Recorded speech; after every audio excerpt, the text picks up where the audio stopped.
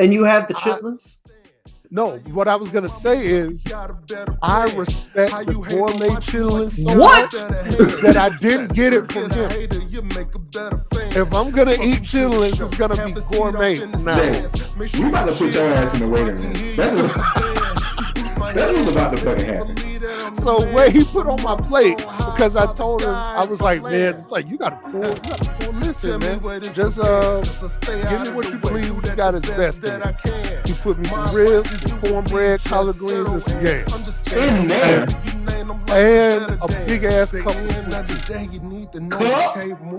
I see you acting out. Don't make me shoot you for a movie. Just go ahead, keep watching. Don't blink, you might lose me. And let me run around and run into. This is But Peep This podcast, and I'm about to get canceled. That's what's about to happen. You're about to get canceled, and here's why.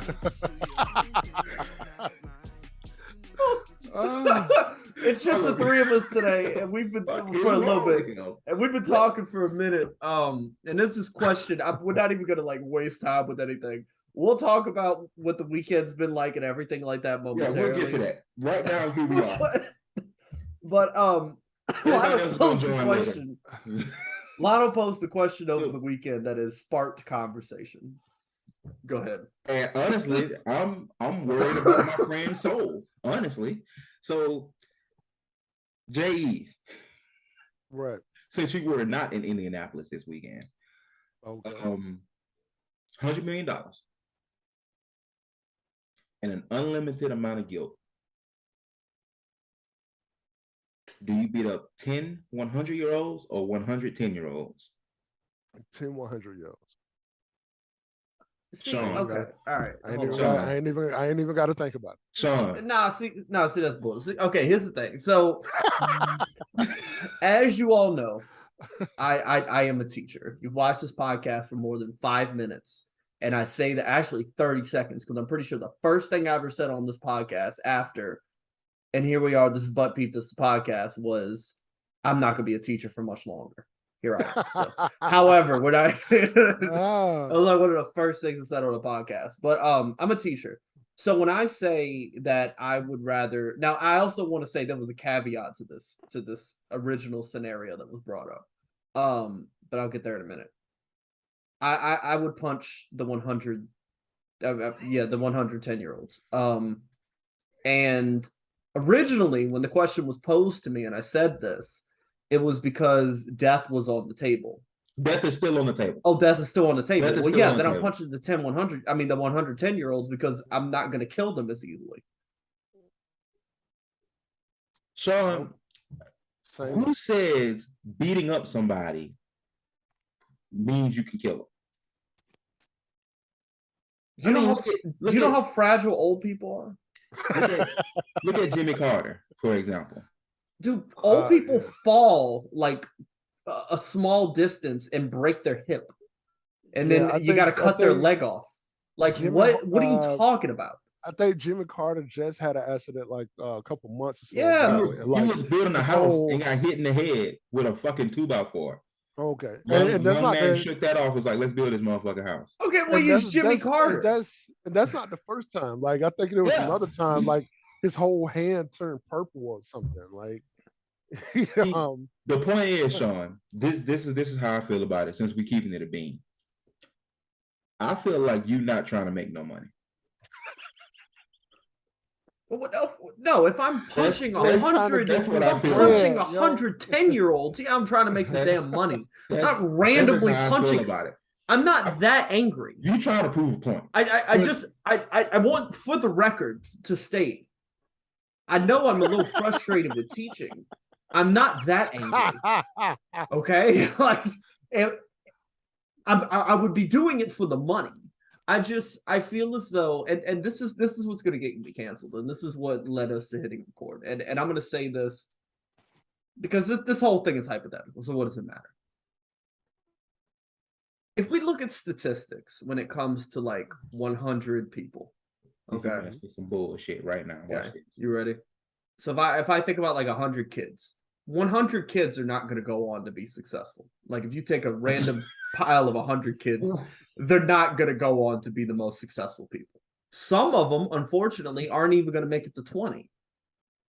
So, like, I punched that kid in the face. He deals with it for what, 10 years? I mean, you know, like, it's sad. It's really, really sad. But one of those 100 out of the 99 who end up not really causing any kind of trouble to anything really of no consequence, one out of that 100 can end up being a terrorist. So, Yeah, and I mean, and you know. and you would be their origin story as a villain. Okay, now wait a minute. Hold on. That's not necessarily the case. What if they were going to be a terrorist regardless, and by me punching them in the face, I go and say, you know, that kid goes, you know what? I don't want to get punched in the face anymore, so I'm going to go to school and I'm going to be a good student. So I don't get punched in the face. He buys a fucking AK-47. That is. I do. For the record, I do want everybody to know that logic of, like, you know, Random whatever is stupid. Like, what the logic I just used is stupid. Because by that same logic, those 110-year-olds, those 10 100-year-olds, like the same thing applies to them. A lot of them are not going to see 101 anyway. So they're going to catch this 2-piece because I'm trying to get paid. And I'm trying to do the least amount of work possible. You think you fucking Steven Seagal or somebody. Like I said. No, I feel as though you have this, like, idea of 10-year-olds that they are just like. I can't help but think about the ending scene in Step Brothers. When they go back to the park and they go whoop all them little kids' ass. They did that to prove a point. I'm not doing this to prove a point. It gotta be. There's no way nobody you trying to fight 100 kids to make money. If like I said before, if somebody lived to the age of 100, they're either really nice and in shape and just, you know, accepting everything as it is, or they're a horrible person and they're really rich. And they just keep getting young people's organs to keep themselves alive. So I'm doing both of them a favor because that nice person is going to look at me as the person in the moment that they're supposed to go out. And that other person, I don't give a damn what they think. They're getting young person's organs to keep them alive? Where did that come from? Yeah, well, not like living people, like, you know. Okay. Yeah. Like, yeah, I was like, what? Oh no! I'm not one of them people. I'm not one of them. Either way, I'm talking about the people who could pay enough to get themselves at number one on the waiting list when some organs are available. I do want to say, like, for the here. Let me get one because I'm telling this is the one I'm gonna get canceled. We do need Lionel and I were talking about, like, we should get a soundboard for this. And one of the sounds we'll get is if you're familiar with Tyler the Creator, Radicals, the beginning where it's like random disclaimer. That's not for you, Jays, it's for everybody else. But I'm going to attempt to replicate that currently. Random disclaimer. Don't do anything that we say on this podcast. Okay? It's fucking fiction. If anything happens, don't fucking blame us. White America. Fuck Bill O'Reilly. Which I will say every time. But anyway, I as a teacher do not want to punch children. I want you to know that. Now, what I will say is that there are times where children make me sit there and think, damn, if I punch this kid, I could go home and maybe I'll go to jail, but at least I'll be away from these kids. That happens sometimes, but ask any teacher and they have that thought. I don't care who you are. And one of my really good friends is a teacher who's like the nicest teacher I've ever met. Still had points where they were like, I want to punch these kids in the face. And if you've been around kids for more than like 15 minutes, you know that there is violence that comes in your head when you think about children. Because of the fact that they're damn children. Now, I love. Wait. Is this still a disclaimer? This is a disclaimer. Because the disclaimer is. This don't sound like a disclaimer anymore. Disclaimer, like, hold up. No, in all seriousness, no, I'm not gonna punch children. Jesus Christ. And like, all right, so I got two questions. Because For wait, me? I was just about to say something because it was a really, and this doesn't have much to do with anything in this conversation. It's just my youngest is my most dramatic one.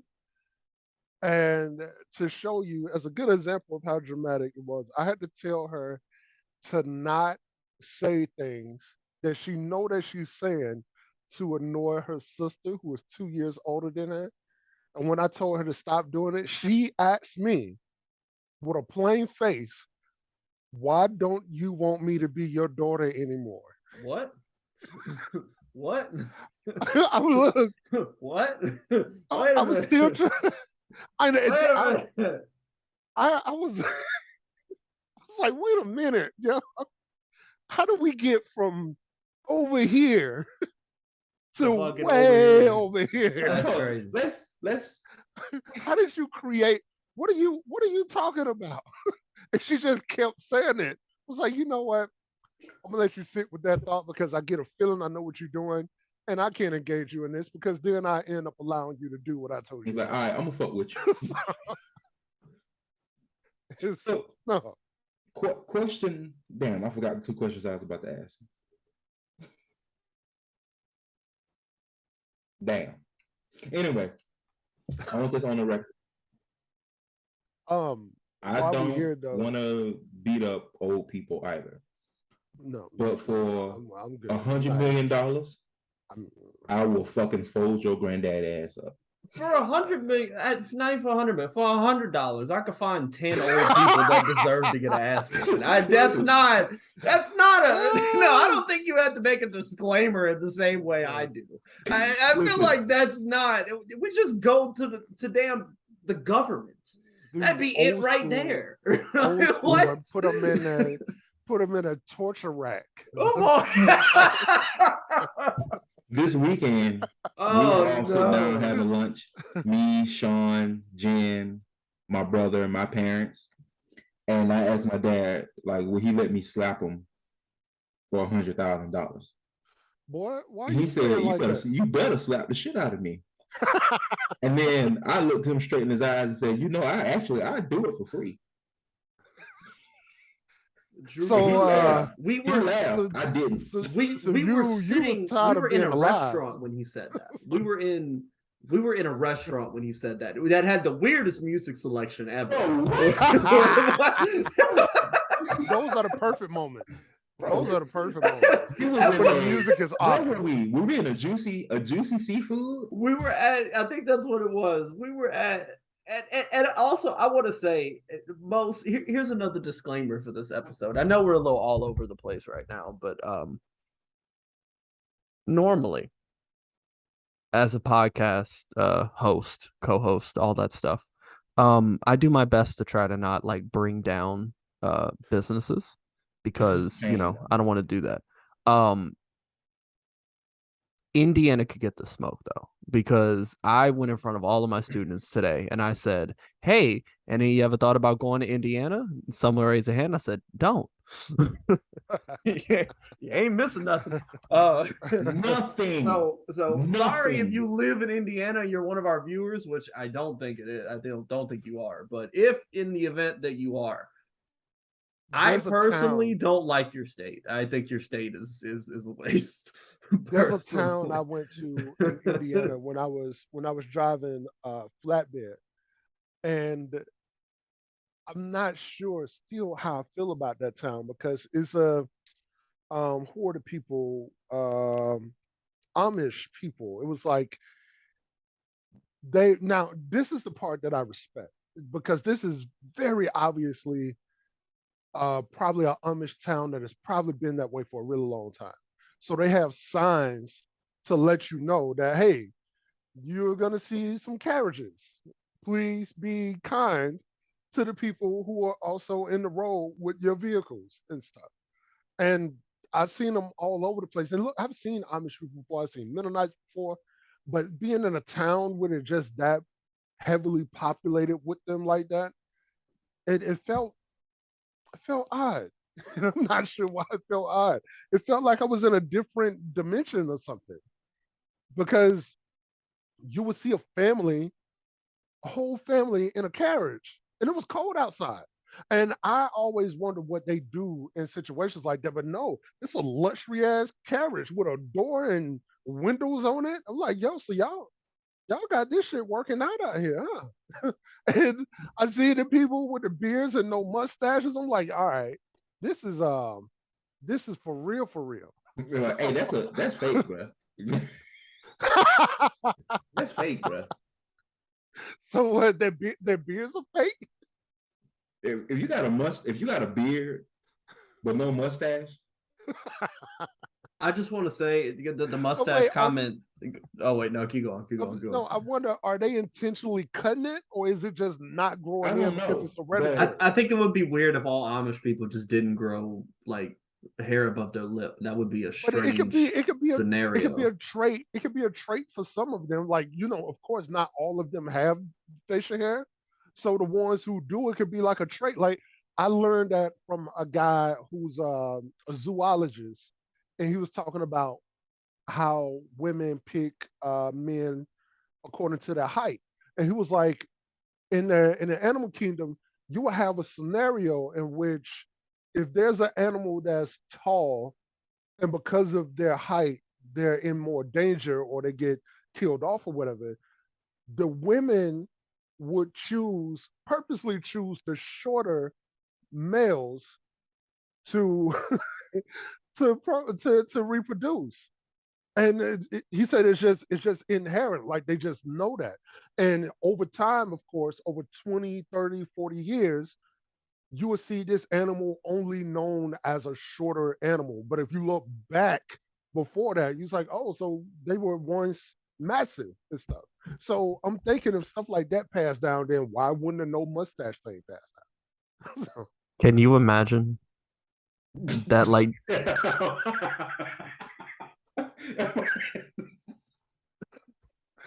I'm sorry, go ahead. Can you imagine that? Like, couple thousand. I get a feeling I know where you're going. Couple thousand giraffes that had like short necks. See, that's what I'm saying. That's what I'm saying. Little neck motherfucker, but he the one getting all the bitches. You had that one long neck dude that came up. Yeah, you the like, one. It was like, yo, the leaves up here are so much better than the leaves out there. But then they all sitting around like, hey, you can brag about them leaves all you want. We know you're gonna get killed soon. Handed out the leaves to all the women giraffes. I ain't getting no play. None. I remember hearing this and thinking it was some of the most interesting but odd stuff I've ever heard. It's crazy. So have we determined that the Amish just shave their mustaches? I want to believe that's what they do. I think it's apparent. Oh man, you got that mustache, bro. They're gonna get your ass. No, I was gonna say. I can't say this though. Some of them are not as ignorant to the rest of the world that people believe them to be, and that's whether or not they go off and do their thing that they do at 16 or 18 or something like that. Because I delivered lumber.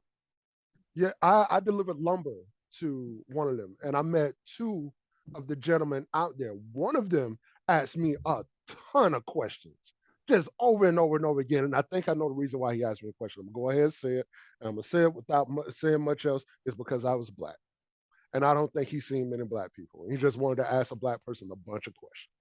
I feel like, hey, you know what? The reason why I didn't get offended or anything like that was like, look, man, I'm in Indiana, I'm in Amish land. Ask me whatever you want, man, so I can get back in my truck and get out of there. Get up out of there. Out of there. Get up out of there. But the other one, he was talking about, the stuff he was talking about was dated. Like he was talking about who was it won the Super Bowl in like 2000. The Ravens. So it was like no. The Rams. The Rams, yeah, greatest show on turf. I think that's where he stopped, or that was the time that he left maybe his community to see what he wanted to do and decided to come back, because all he talked about was that. And I was like, Why are we talking about 2000s NFL? We talking about Kurt Warner. That nigga like that nigga got a move out right now, bro. Oh yeah. Yo, Kurt Warner's son is playing college football now. Is he garbage? I don't know. That's a good question. Does he also bag groceries at Publix? Hey, come on, man. I mean, look. Come on, man. Come on. I mean, but no. Wrong. Real question though: if you are Kurt Warner and you have a child, and you know what your path was, mm-hmm. and you have all of that money, do you make them bag groceries for money, or do you say, "Hey, I got it, so you don't have to"? What do you do? There are parents like that, and two that come to mind immediately are Shaq and Shannon Sharp. I believe I heard Shaq or Shannon Sharp say out loud that they tell their kids, "I'm rich, you're not." Steve Harvey too. Okay, see, he's Steve another Harvey too. But then on the other side, you got folks who give their kids everything, and then they claim they got it out the mud.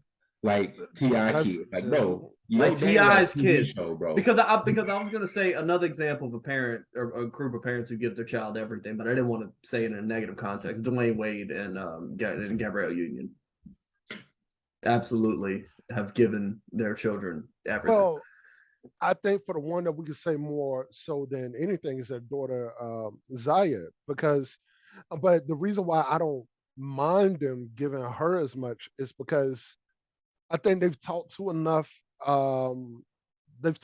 trans people, and they've talked about this. Where I remember Dwayne Wade being on the Dan Le Batard show saying that we purposely reached out to trans people because we had no idea about none of this. And I'm sure some of the things that they got back was, this is the most important time for her. And there are some things that if you don't do in this time, it will absolutely affect everything that she's gonna, more so than probably any other kid, especially straight kid, depending on the circumstances. I don't know much about what they do with their oldest or their youngest, but I know Zaya is, from what we've seen recently, she's probably about to be in modeling soon. Something. So, Sean, real quick, let us see the haircut. So I can't hear anything, obviously, but Let us see the haircut. We got the Listen, stuff on the side. It's already started growing check out your boy back. with the fade. Check out your boy with the fade. Pushback. So you went and got the G-Eazy special? Let me tell you. Oh shit! No. I like G-Eazy. That's good. I like G-Eazy. That's good. I don't know why G-Eazy isn't still active. I actually like G-Eazy. That's good. Literally Thursday, right? Because we had this weekend was wild, was mad long. So I believe it. I went, I had a haircut appointment. So I go sit down with my barber. I'll let Sean tell you about my barber because I still got to go to her and he don't. Okay. Okay. So I booked a cut. You want me to talk? Hello. I'm gonna give you a minute. Lord of mercy. I booked a cut and a facial. Okay. All right. So I'm getting my hair cut. She asking me questions and then she's like, "That's your friend over there?" "Yeah, that's him." And so she stopped cutting. She pretty much she looked at his head. And she was like, "Yeah, I don't like your haircut."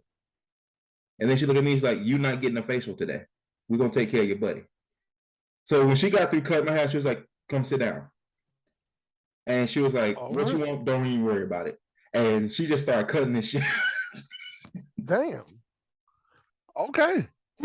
And Sean got out of the chair, and Sean was like fresh as hell. I mean, look, she did a damn good job. So, it looks dope. So I told Sean, what did you learn today? You learned that you need a black barber. Period. So I'm gonna start going to Deontay's barber. That was a decision that we made. And I was just gonna say, you're in Florida, so that shouldn't be hard to find. It shouldn't be hard. It shouldn't be hard to find. There's a coach who I used to coach with at Butler who while like on the side of him coaching, he runs a barbershop, and he told me to come in anytime. Word. So I All mean, right, you got the hookup. Yeah, I Yes, could sir. go. Listen, Yes, sir. when it comes to downtown Jacksonville and like the inner city Jacksonville, I could go a lot of different places, and I know somebody just because of the people I've worked with for the past 4 years of me being here, which is a crazy thing to say that I've been here for 4 damn years, but yeah, met a lot of people, done a lot of things, been a good time. In an attempt to jump on this topic real quick and jump off it because I don't want to get too deep in it because it's kind of serious. But I asked a question in a group, and it's something that I put as a post as well. I'm still trying to understand what the disconnect for most Americans is. What for most Americans on why we seem to not understand how freedom of speech works. It is all right. Look, man, I didn't make the best grades in high school. I didn't. A lot because I didn't pay attention. I had some mental issues, whatever. But I was pretty good in history and the civics class, or whatever. But even still, I'm nobody's scholar. However, social media, time and time again, make me question the reason why I'm not giving myself enough credit in terms of my own intellect. Yeah, like I said, dude, if I knew that all I had to do was like go on YouTube and watch a bunch of videos that I could get my doctorate degree, I wouldn't have applied myself in school, period. Bro, I mean, look, all right, without bringing up the person's name specifically, if I go on your show and I say a bunch of the wildest shit known to the American public, and because of that, that show that I went on, that was your show, decides to take that episode down, that's not them censoring me nor silencing me. That's their show. But also, my freedom of speech is not freedom of consequences of my speech. Unless you're talking about the government, that's it.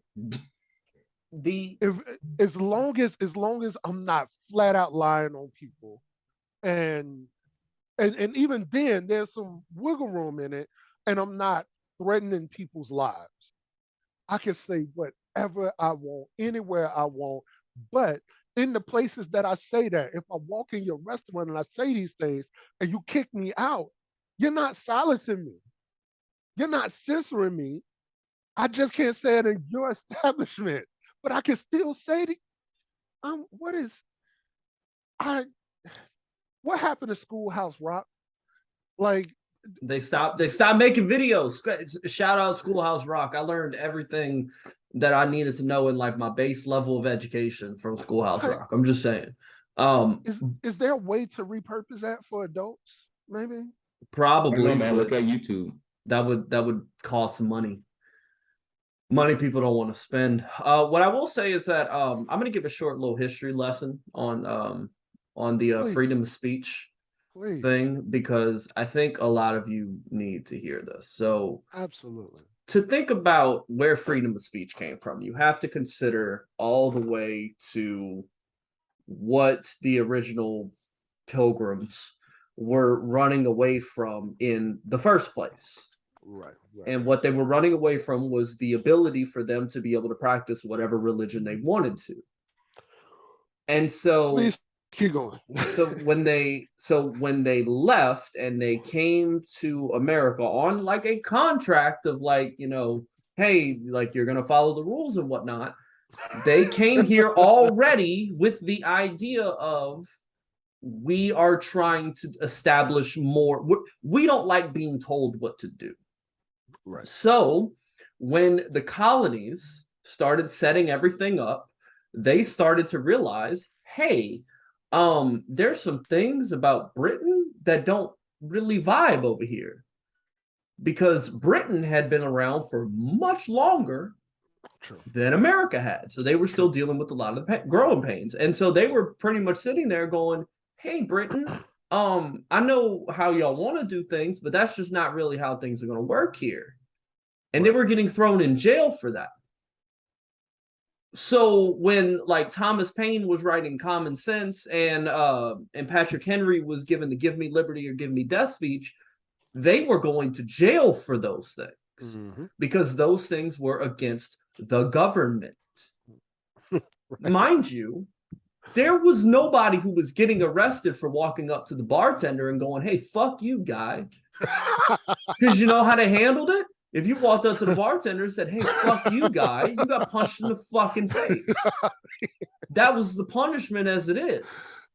So when the founding fathers were coming up, because if you don't get me started on the founding fathers, because please, if you want to know my opinion on the founding fathers, if you study philosophy, you know they're full of shit.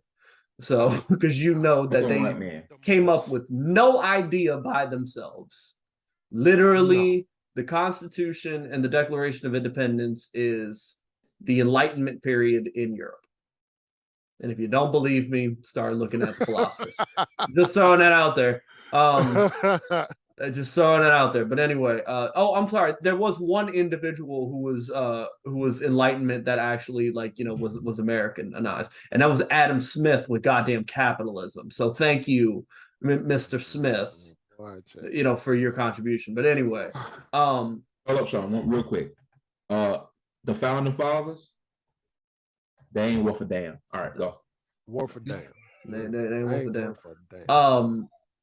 So when the colonies were coming up with, hey, we're gonna do our own thing because Britain's being a bunch of dicks, like, what's one of the first things that we need? And that is essentially the protection from the government to do and say whatever you want. We're not going to sit there and pretend like everybody was just walking around saying, like, being like, oh, hey, I think your wife is fat, and acting like those people weren't being murdered in the street. Like, we're talking about the 15th century here. Come on, man. This idea that everybody was just okay with everything. No. No. Think about the Wild West, Sean. Like, you said something about my wife. Put your hand on your gun. Exactly. Come on. Put your That's hand on your gun. And you had a witness. Solution. You had a witness. Like, hey, look, man, you ain't got nothing to do with none of this. We just need you to count to 10. Count to 10, and I'm gonna turn around and shoot this motherfucker in the face. In the fucking face.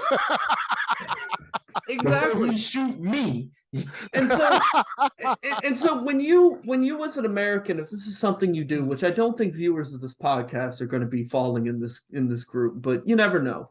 When you talk about free speech, I need you to understand, and what we all need you to understand, is that it protects you from the government. The government cannot put you in jail because you're saying that you don't like Joe Biden.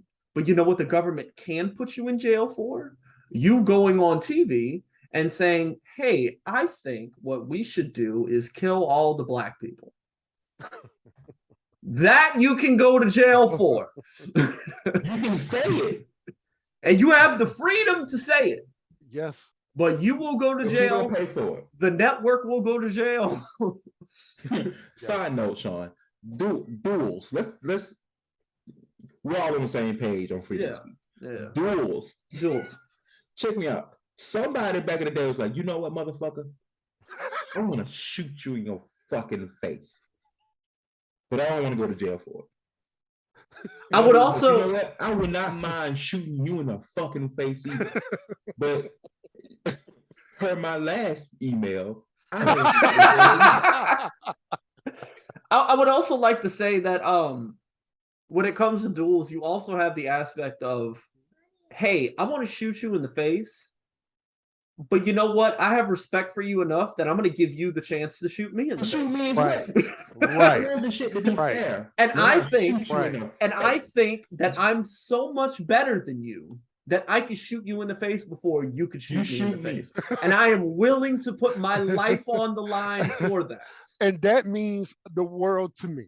Yeah, that that everybody is else would know Nothing that else my matters. trigger finger is fuck my kids, fuck my wife, fuck my mistress, Fuck the fuck my cattle, government, all fuck of it. all of it.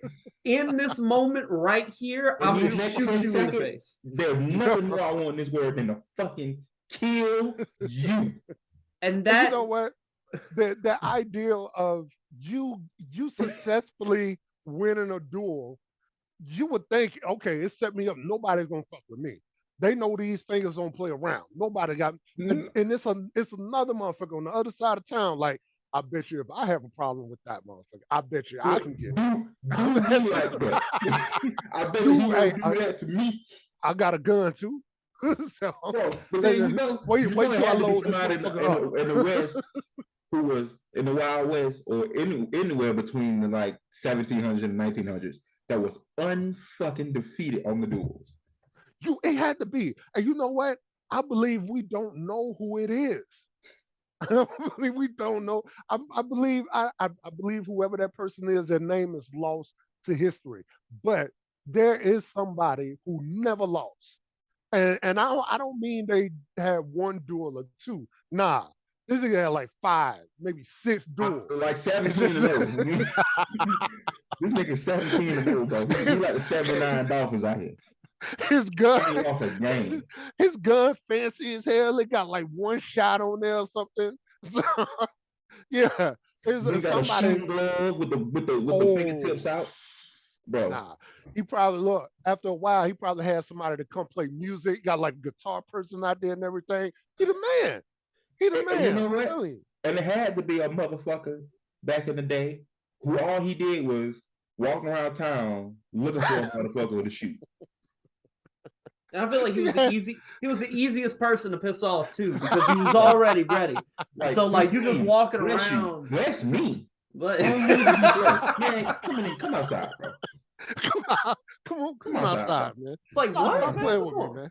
Stop playing with me, man. You know, there were parts where he would walk in like at like the peak of his undefeated, because at some point he had to have been defeated. And I feel like that's another thing about duels that we, I don't know how we got in a conversation about duels, but whatever. It's a bizarre conversation for this podcast, but I'm gonna keep going. With like at some point in time, like he walked into a bar, and like just like you see like in the movies, like everybody just scattered because they were like, nah. This guy, nah. I'm gonna head out. I'm out. I'm gone. Y'all can have it. Like, put your nickel on the table for your beer. I'm gonna head out. You get to get. Man, what? Like and like in the movies where like all the clothes signs get flipped. Like he walks out, all clothes signs get flipped. They're sitting there like, all the people hiding in like barrels, like he out there looking for so nobody want to shoot today?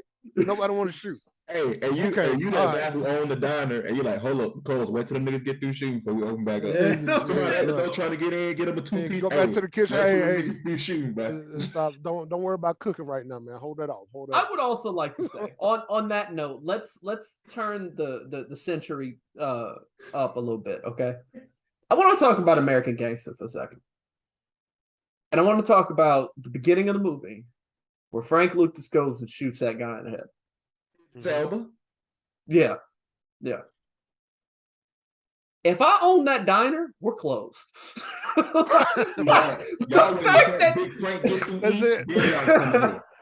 fact that you came back, the window was open, everybody was looking. Nah, you know what? No, what? Don't pay for this, Frank. You can go ahead, man. Yeah. Listen. From the bottom of my heart, Frank. We got you today. We got you tomorrow. You know what? How about this? We'll pay you to come here. You can do it anytime you feel. You like meatloaf? Let me get some of that meatloaf. You can go get some meatloaf. What? Are you kidding? It's kind of like the movie that should have been connected to it, but is not really. The movie Hoodlum. And in Hoodlum, Lawrence Fishburne plays, Buffy Johnson. And he made the dude eat the ice cream that had the rat poison in it. Yeah. Yo, if I own that shop, look, man, I'm hiring who you tell me to hire. Nobody else. Bro, and you have to come here. I'm not selling ice cream no more. It's hamburgers, bro. No, you want to know what it really is? At that point, I hire you and you try to kill like the bot. Hey, yo, Bumpy, can I get a lick on this one? Because I'm about to whoop your ass. Let me take care. Let me do it. This is on me. Let me do it. Let me do it because you not about to fuck my shit up. Hey, Bumpy, this one on the house. Because Bumpy Johnson's bringing his women there. He's saying like this is the best place to get ice cream. Right. He got the owner making his stuff, and you gonna come mess my shit. Bring this man in the back. We're gonna have a new ice cream flavor in a minute. Nah, I ain't gonna That's have crazy. I like how Bumpy Johnson knew the smell of rat poison, just like masked between like vanilla ice cream. That was wild. It had to be full of sugar. That was real wild. Wild. What's crazy about that time in New York, and from the time of Bumpy Johnson all the way down to probably present day, and I just don't know yet, it wasn't New York born and raised people who were the bosses like that, especially for Black people. They either came from the South or they were from out of the country. Because remember, Bumpy was working for like a Jamaican woman, who was leading everything with the numbers. Frank Lucas was from the South, and a person who was bigger than Frank Lucas, who probably deserved the movie, Frank Matthews.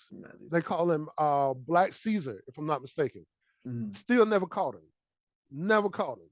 I don't know why they don't have a movie about it, because they can't have that scene at the end where you put the interrogation there, with the coffee and everything. Which top 10 movie scene.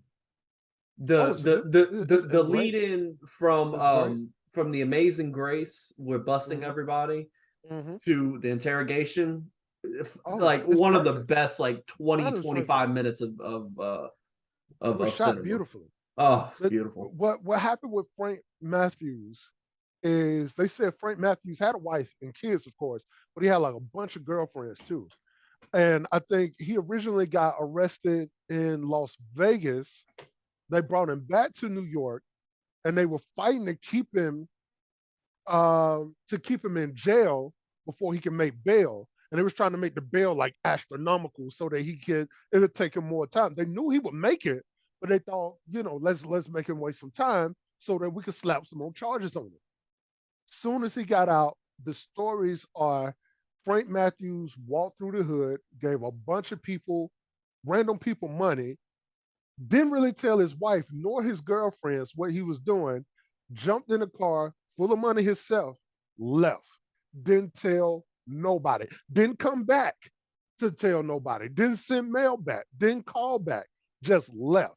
That's how you do it. That's how you do it. There was one cop who said, I almost had him on that last day. He said, I tried to ram him with my car, but somebody got in the way. He said, I think whoever that cop was, he said, when I seen that car leave, he said, when I seen that car go away, he said, I knew how smart Frank was, and I knew we would never see Frank again.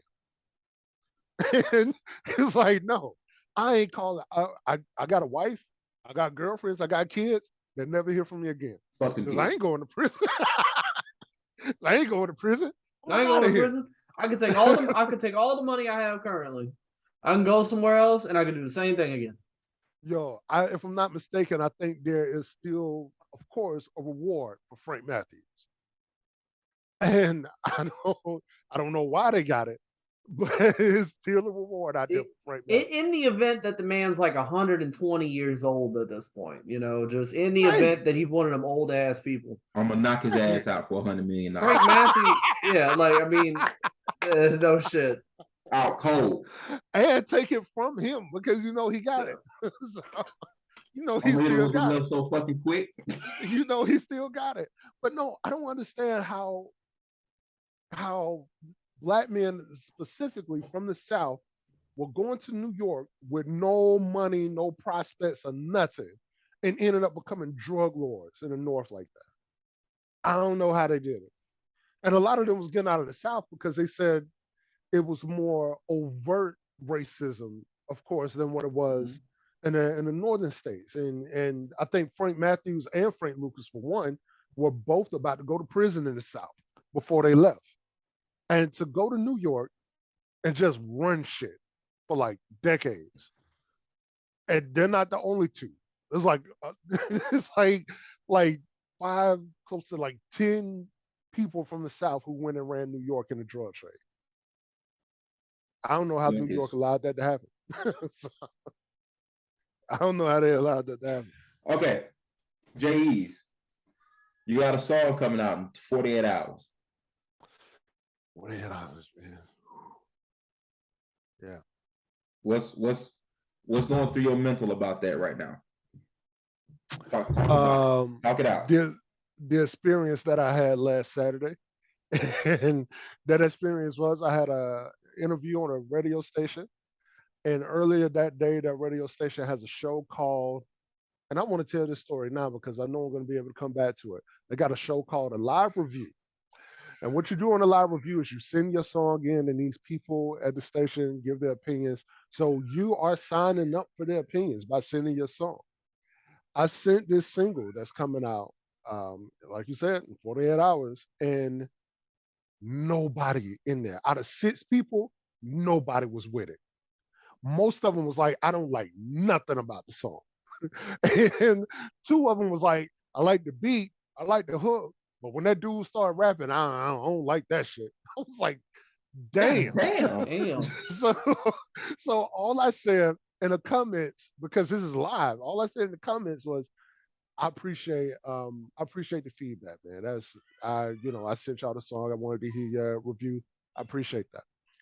That show comes on from 2:30 to 3:30. My interview on that same station, live interview, began at 7:30 that night. The 2 DJs in there not only loved what they heard, the DJ went ahead and put it in his rotation for parties that he have just not like around Birmingham and other places. And I sent them another song that's unreleased. It probably won't be released in a while, but he liked it that much. And the lady DJ remembered some of the lyrics that quick from it because she liked it that much. The lesson I learned from that was one that I kind of already knew. And no matter how dope you are to person A, person B can hate your fucking guts. And it's all okay. Bro, I remember like a couple of weeks ago, you put the question out there, hey yo, I need some DJs. Like, anybody got some DJs, tag them. So I tagged my cousin. Right. And folks was tagging DJs, and this one DJ was like, I play songs for the streets. It's like, then you go look at it, like his Facebook, this nigga got like 230 friends. Like, what streets? He told me he was talking about all them streets that don't even have 2 lanes on them. It's just 1 lane. Like it got like that weird dip in the middle, so you gotta like swerve off into the grass to be able to like avoid it. Like nice to be a man in Williamshire County. Yeah, like every now and then an 18-wheeler comes down there. You're like, who, bro? Why? What are you doing? He said straight up, I don't want your music. I play for the streets. I was like, shit, okay. And you know what? I tried to comment there to let him know I get it, cool. But I also tried to send him a message. He never responded to either of it. Because in the message, I told him, like, look, man, from what you've seen on my page, if you feel that isn't something that you play for your sets, I understand. But that's not all that I have. What you see that I put out so far is just to let people know that I'm competent in this field. Like, I don't just rhyme. I know how to do this shit. And no, he wasn't with that at all. My question to you, Jay, is what is for you, J's? Who is the streets? Who is the streets? Like, if you say the streets fuck with your music, who specifically are you talking about?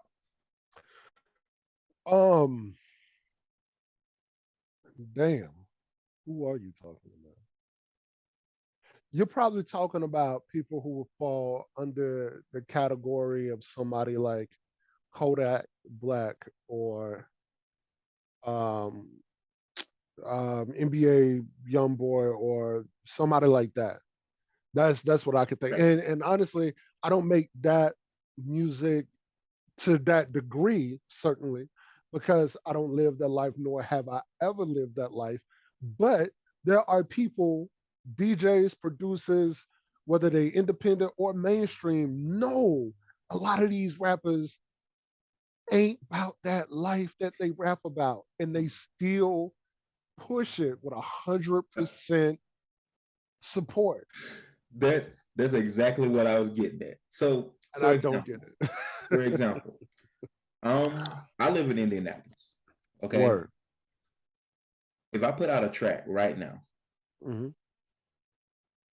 if I say, me personally, if I say the streets fuck with this, that means people in Indianapolis, locally, these people, the streets, like my song.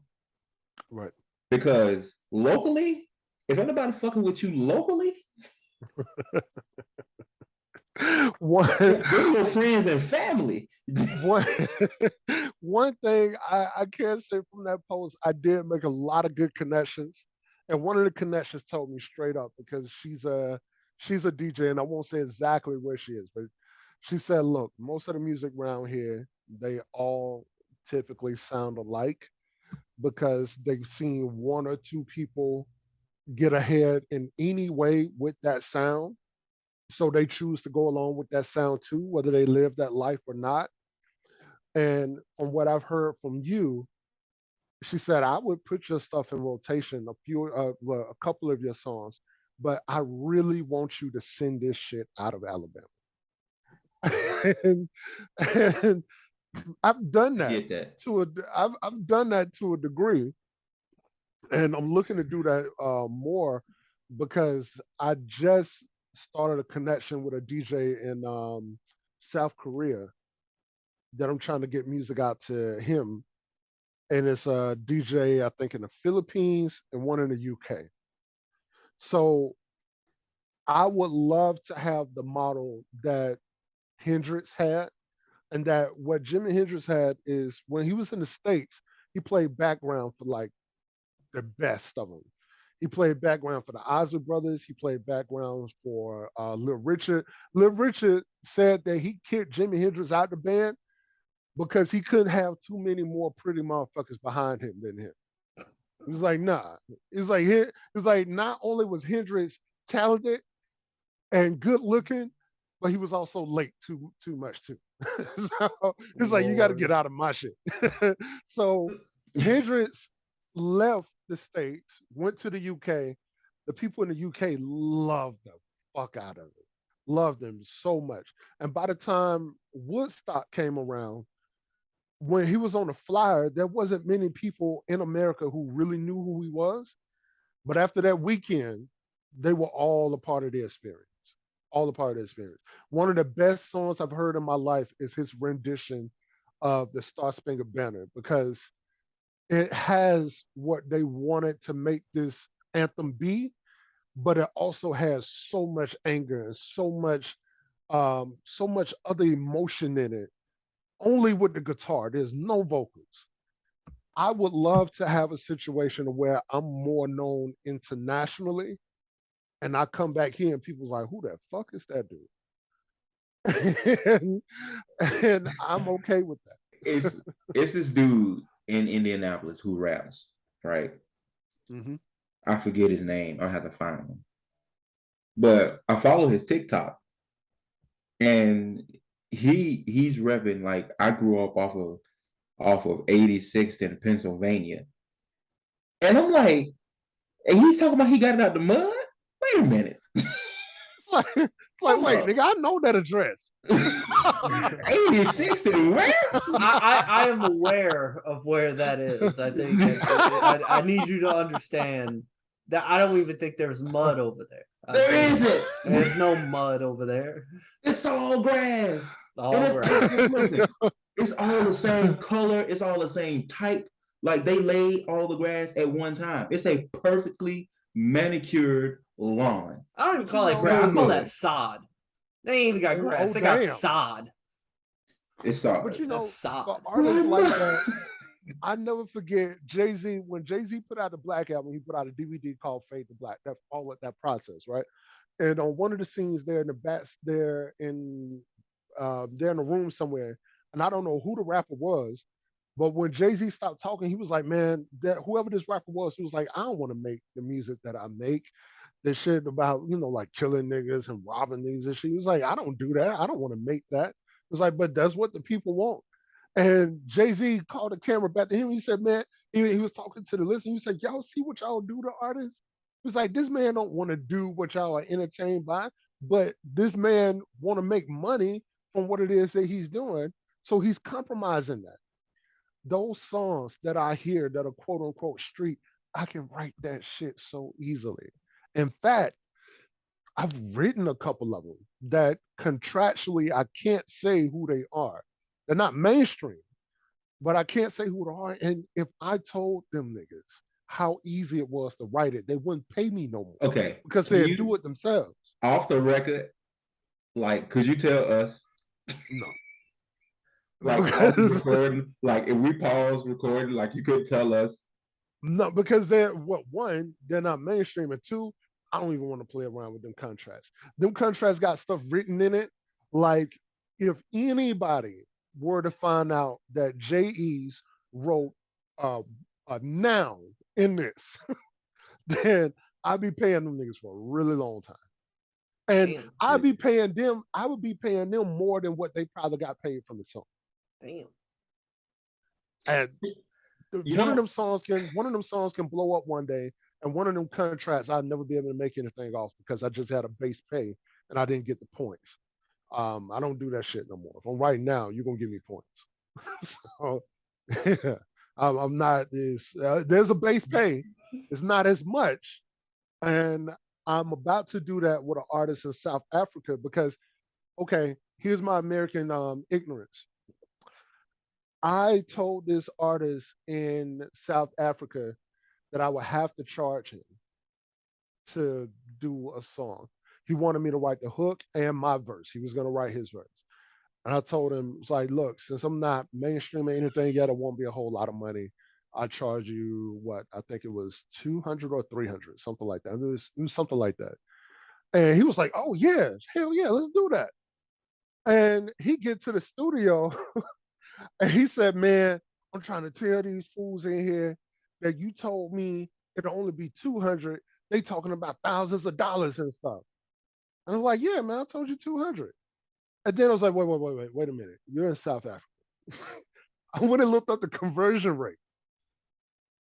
If I charge him $200, that's only $10 for me. Ooh. However, if I charge the 200 and I get paid 200, he's sending me like 3,000 something. And for whatever reason, it didn't register, but I don't know why it didn't register, that we're not on the same currency. Not even close to the same currency. Yeah. Not even close. And then it made me think like, damn, so when I do go to South Africa, I'm going to be balling. so I'll be balling. So my plan is I'm going to do this song, but there's going to be some things in the contract. And if this song blow up, I want my shit. Yeah. Also, fly me over here for the show. And I'm coming over here with my own money. I'm going to build my own connections too. Hell yeah.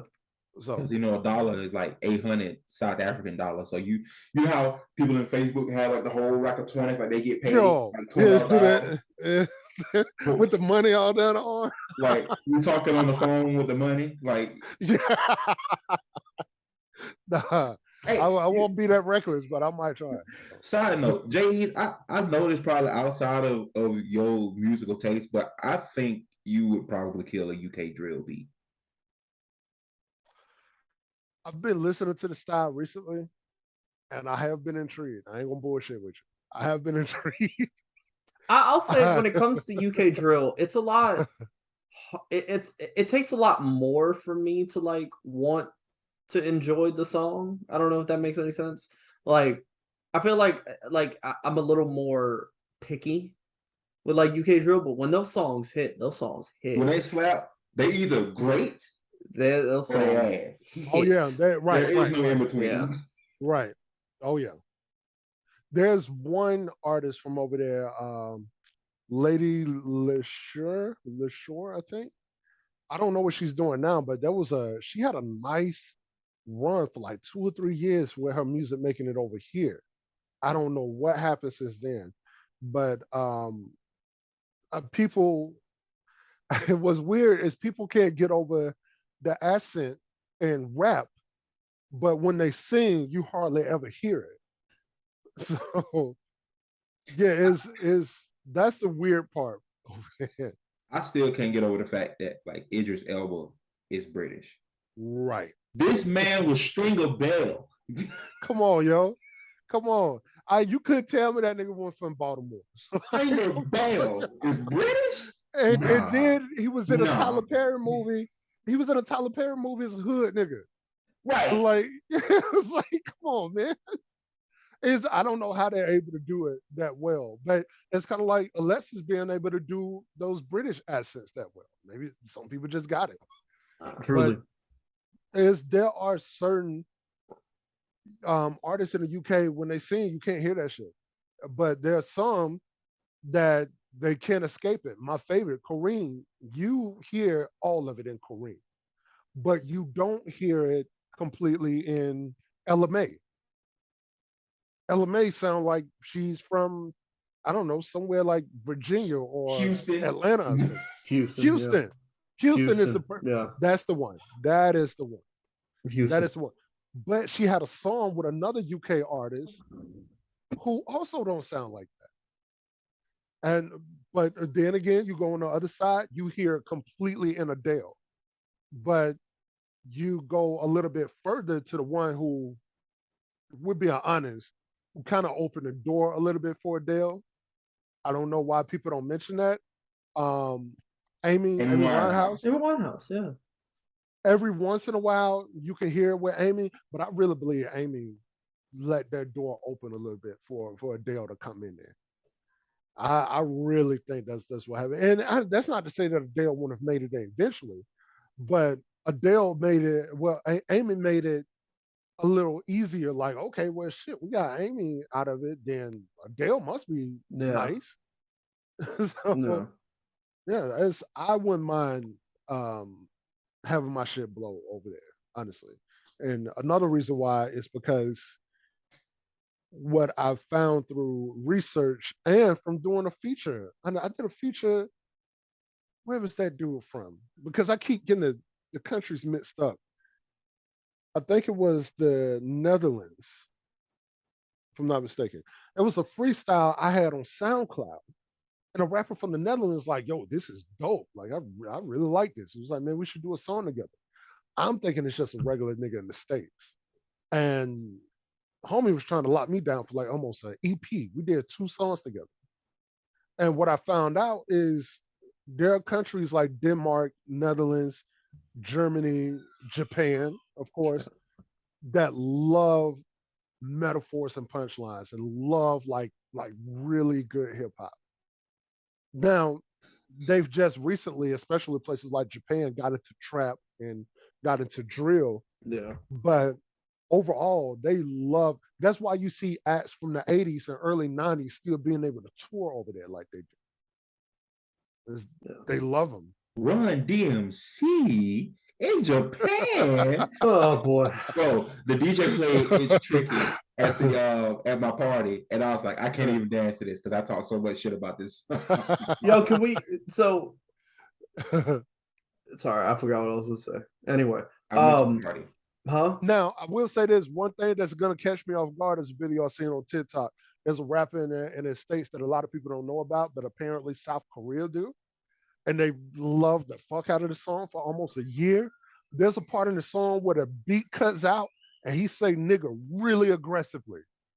This whole South Korean crowd screamed right back at him with that aggression, like they really into it. And he stopped for a while and looked, and it looked like in that second he also realized, nope, I can't check this on, I can't check them on this. Let's keep the song going. And it's not that they don't understand. because there are black people, black Americans living in South Korea who's been telling everybody like, nah, they know what the fuck they was doing. But if you're over here and your music is hot like that, if they pay to bring you all the way over here, if you got a bunch of nigga, nigga, nigga in your song, be ready to hear it right back in your face. I mean, at that point, like,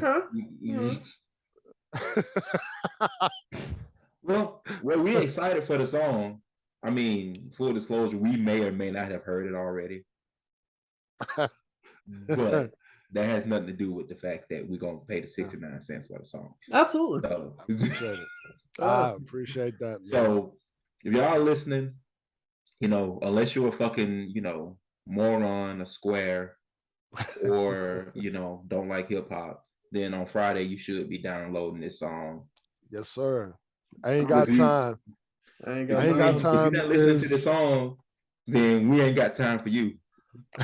Simple as I ain't got time is the first solo single from the JEs. It's produced by Tone Jones. It's also featuring Tone Jones. Tone Jones is on the hook. And the song, of course, like I said, it'll be on iTunes, but it'll be on all streaming services, as well as if you want to use the song in something on Facebook or Instagram or TikTok, you can search the JEs. You'll be able to find I Ain't Got Time. It's going to be everywhere. So I'm making sure it's everywhere. And I'm going to promote that song until people get tired of it. I'm going to put JEs on the spot. Can we use one of your songs as a soundtrack? Absolutely. Send it to me.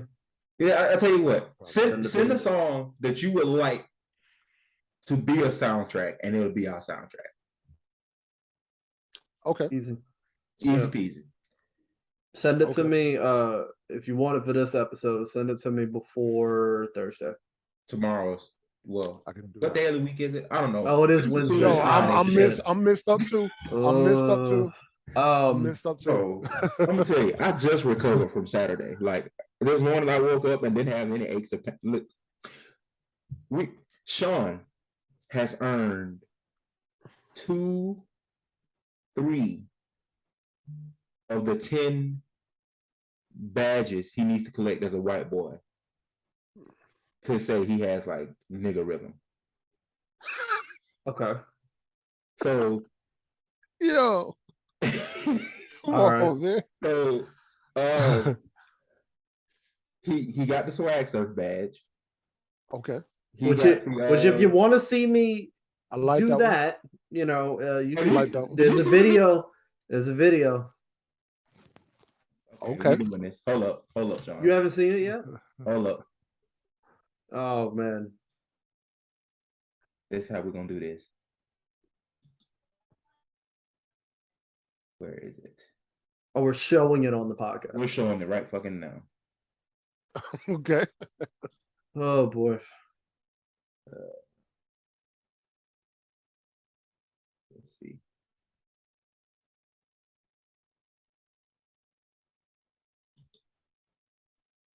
I don't even know how to do it. Oh, there we go. Okay. We're also going to establish the fact that there is a such thing as being too old to swag surf. Because I don't think the last time you swag surfed, do you realize how much lower body strength you used? Yo. Damn, that's a good point. At some point, the beginning of the video is me looking like I just ran a mile. Okay, here we go. There I am. Okay, I was fresh than a motherfucker. I would also like to point out I was too. However, Sean was fresh. This was a motherfucker. Throughout the night. Was fresh than a motherfucker. Deontay was also fresh. Yes. It was hard work being that fresh. Listen, somebody had to do it. Exactly. Word. All right. We are tired as hell at this point. As you can see, I am dying. No. All right, come on. Sean is like one to quit.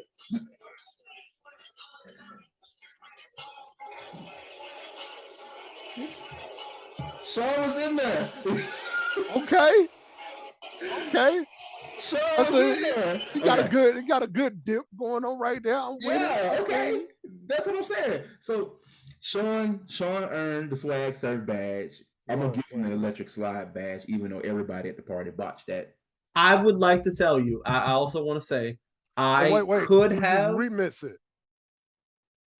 What? Do you remix the electric slide, or do you just do a regular one? Or are you kicking up? Are you hitting it? Are you slapping the floor? But we didn't smack the floor. No one smacked the floor, but you got to understand, everybody there had bad knees, so nobody could really get down like that. But now, what I will say is that I very well could have led that because before your mom came on and showed people what to do, nobody knew what they were doing. And so I was sitting there and I was like, I don't want to be the white boy that's about to show everybody how to electric slide. So somebody else do this. But just so you know, if you go back and watch, if somebody records it, I'm already doing it by the time that everything happens. So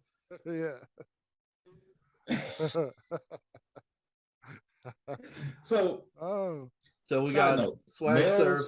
Mel's aunt, I'm gonna get back to it. Mel's aunt asked me last night at dinner with a straight face. She looked at me and she said, "So, do you not dance at our events because you don't want us to look? You don't want to make us look bad because we don't have any rhythm?" I did not answer that question. I continued to eat my food because I knew better. That's funny.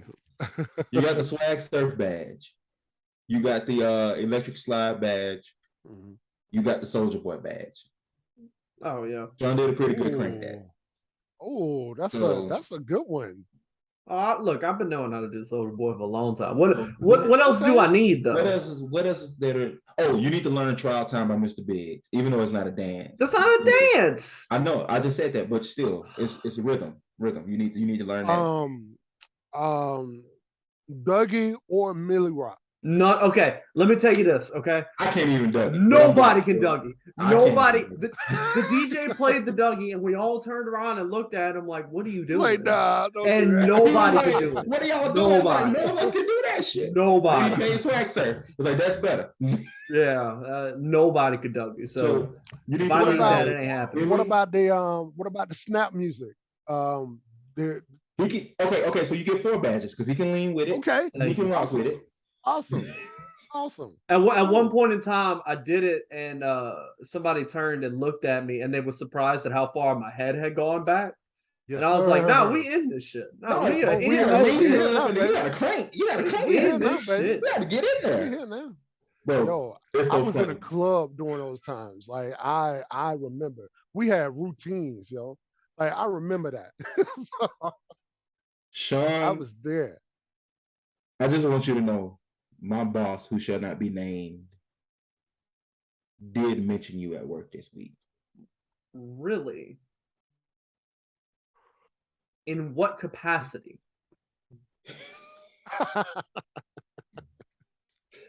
That's a great question.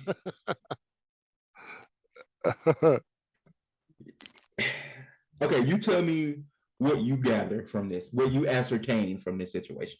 All right. So he went to Vermont last week and he brought me back some syrup from Vermont. Oh, cool. Because some of the best syrup in the country. Oh, word. Right. Yeah. This thing was like $40, but he liked me that much. So anyway, so he was like, "Yeah, man, I had a great time. Julie had a great time." Blurt out the name. Mm-hmm. Had a great time. And yeah, she had a great time dancing with who was that? Sean? And he didn't mention nobody else. And I'm like, context. To get people moving, I put $20 on the line to see who was the best dancer. And Sean got up and was like, "It's gonna be me." And then no, what I actually said was, because they were like, "Yeah, $20 on the line for day, and it's gonna be judged by the groom." And I looked at Lionel and I said, "Even if I win this, he ain't gonna give it to me. So it don't matter." But I'm gonna go out there, I'm gonna show out anyway. Right. So my boss's wife was like, "Nah, I want that $20." So she got out there and she was doing her third dizzle. And then Sean was doing his thing, and she was like, "You know what? You're cute." And she got real handsy with your boy. Right. Okay. And then out of nowhere, because my boss with his broke foot ass. And he was like, who is this? Who is this motherfucker dancing with my wife? Introduced himself to me, all that, and Bro, mind you, was crazy. And mind you, by this point, I was lit. So just for context, I got drunk at the party, and I did not expect to. There are a couple of factors in there. One of them being I showed up so pissed off because of oh my God, Lionel, you just don't even know. Dude, I got out that car. I literally had to stand outside the venue for a second. I was so pissed because of how much it took. Like, we almost missed the Uber. Like, we almost missed the Uber because we were just running that late. Like, it was just, everything was going wrong. Everything. It was, it was ridiculous. And so, I started drinking like immediately. And I made a connection with the bartender. So the bartender was like, hey, if you're drinking Long Island's, because I'm that guy, apparently. If you're drinking Long Island's, I got something for you. And he takes the Long Island and he puts blue Caraco in it. And he called it, he said it's called a blue motherfucker, or like I was calling it, a walk me down. Right? I didn't know that was one. Okay. I remember that drink. By the time that this happened, I was already one long at this point. Yeah, I was yeah, it was very early. Sean had made a speech yet or nothing. It is like early. No, I made the speech by the time we started dancing. I made the speech. By the time you started drinking, you hadn't started. Oh no, I started drinking as soon as I walked in. It was like it's still like 5 p.m. He was at the bar, and I was like, I think I might have been the first person to get a drink in that motherfucker. To be honest with you. You weren't. Oh, okay. Well, my boss went to the store and bought seltzer because he was like, I need club soda with my motherfucking drink. Okay. He had club soda. This problem solving that. No, yeah, there was club soda there because he brought it. Yeah, okay.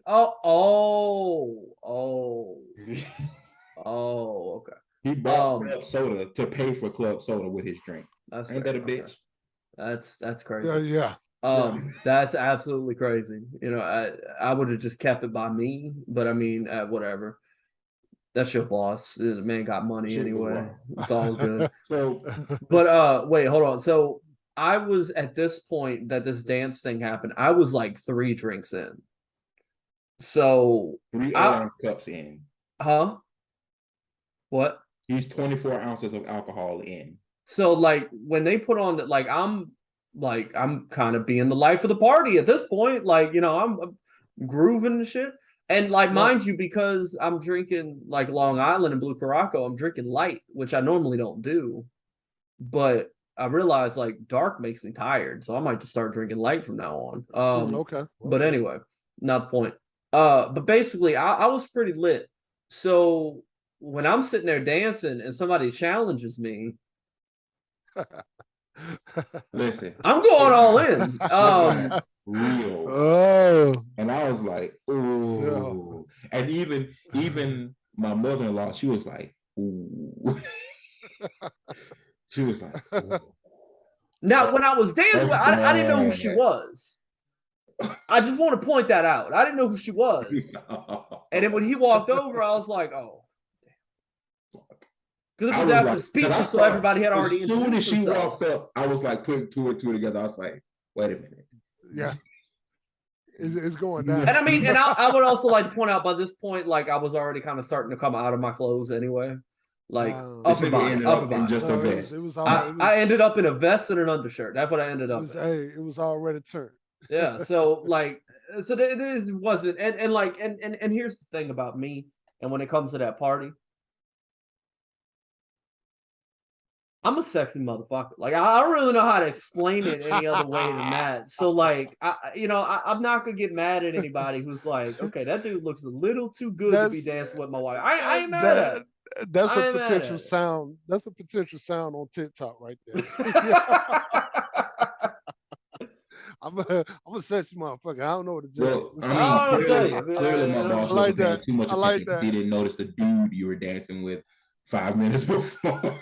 Dude, I swear to you, I swear to you, people in Indiana have not seen a gay person before. Because like dude, the looks that I was getting at that party, I was like, and like, don't get me wrong, like nothing negative. Nothing negative. No, I know what you're saying. But when me and Deontay were up there dancing, right. Whoever that short lady was, she was like in love with us. Like every time we were like dancing, she was like, turn around, oh my god, so cute. And I'm like, have y'all never seen gay people before? Like, is this not like okay? So like, what is happening? Let's start over. That shit was crazy. Let's start with Terry, right? Terry walks to the party. Terry was fucking sharp. Like Terry had been planning for this for months. Right? He walks up, we get him a cigar, a real cigar. Cigars are disgusting, by the way. They're fucking disgusting. Did you ever smoke it? No. I didn't either. Because it tastes like fucking stale coffee. It smelled like shit. It smelled like legit shit. It tastes exactly how it smells. Like, look, shout out to your father-in-law. Like, but man, them things smell like shit. Those were definitely not the cream of the crop cigars that me and him smoked together. Well, I got you. That was the I'm gonna get these away, get them out my get them out my stash type of thing, so I can get some more. So anyway, I hand Terry a cigar, and Terry's like, "Hey, I'm not really that good at this whole dancing thing." I said, "Big bro, look around. What do you see?" He said, "It's a bunch of white people here." I said, "Okay." Right. He was like, "Oh yeah, I forgot. I'm the best dancer here already. I ain't even said shit yet. I ain't done shit." And I was like, "Exactly. Have a good time. Have a good time. Let's." Now I'll take this picture. Now hold on. I do want to take a second. I want to shout out Terry.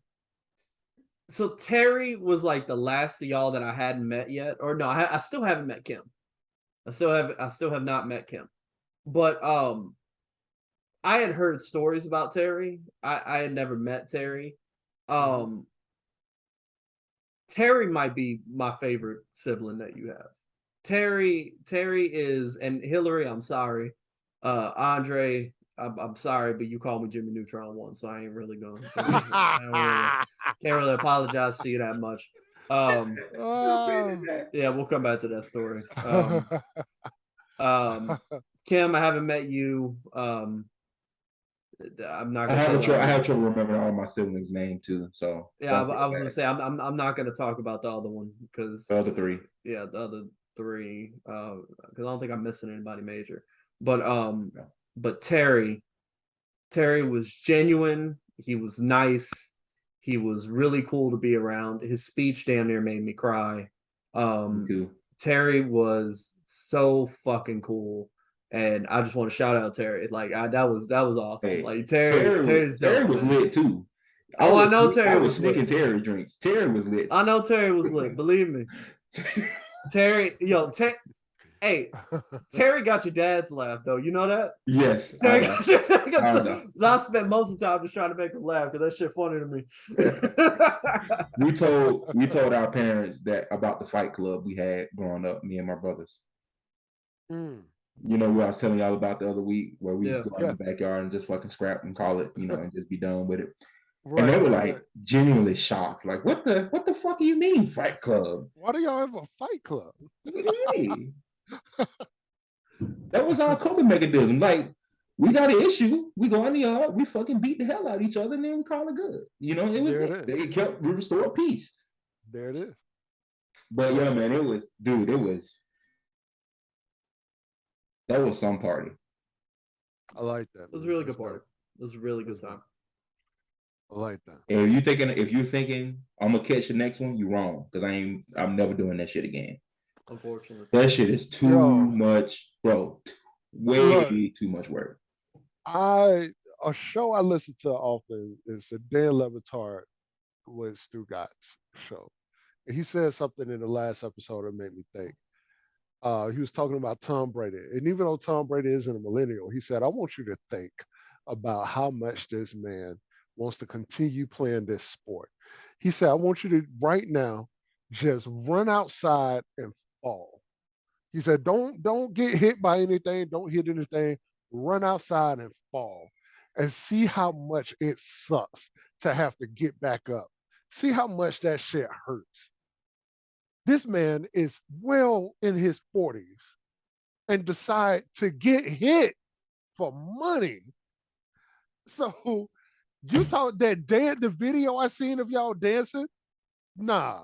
I can only imagine what your knees are saying the next day. Like, nigga, you out of your mind. Man, listen, it was not even it's not even the knees, it's the quads. It's the quads. Like it's not even the knees.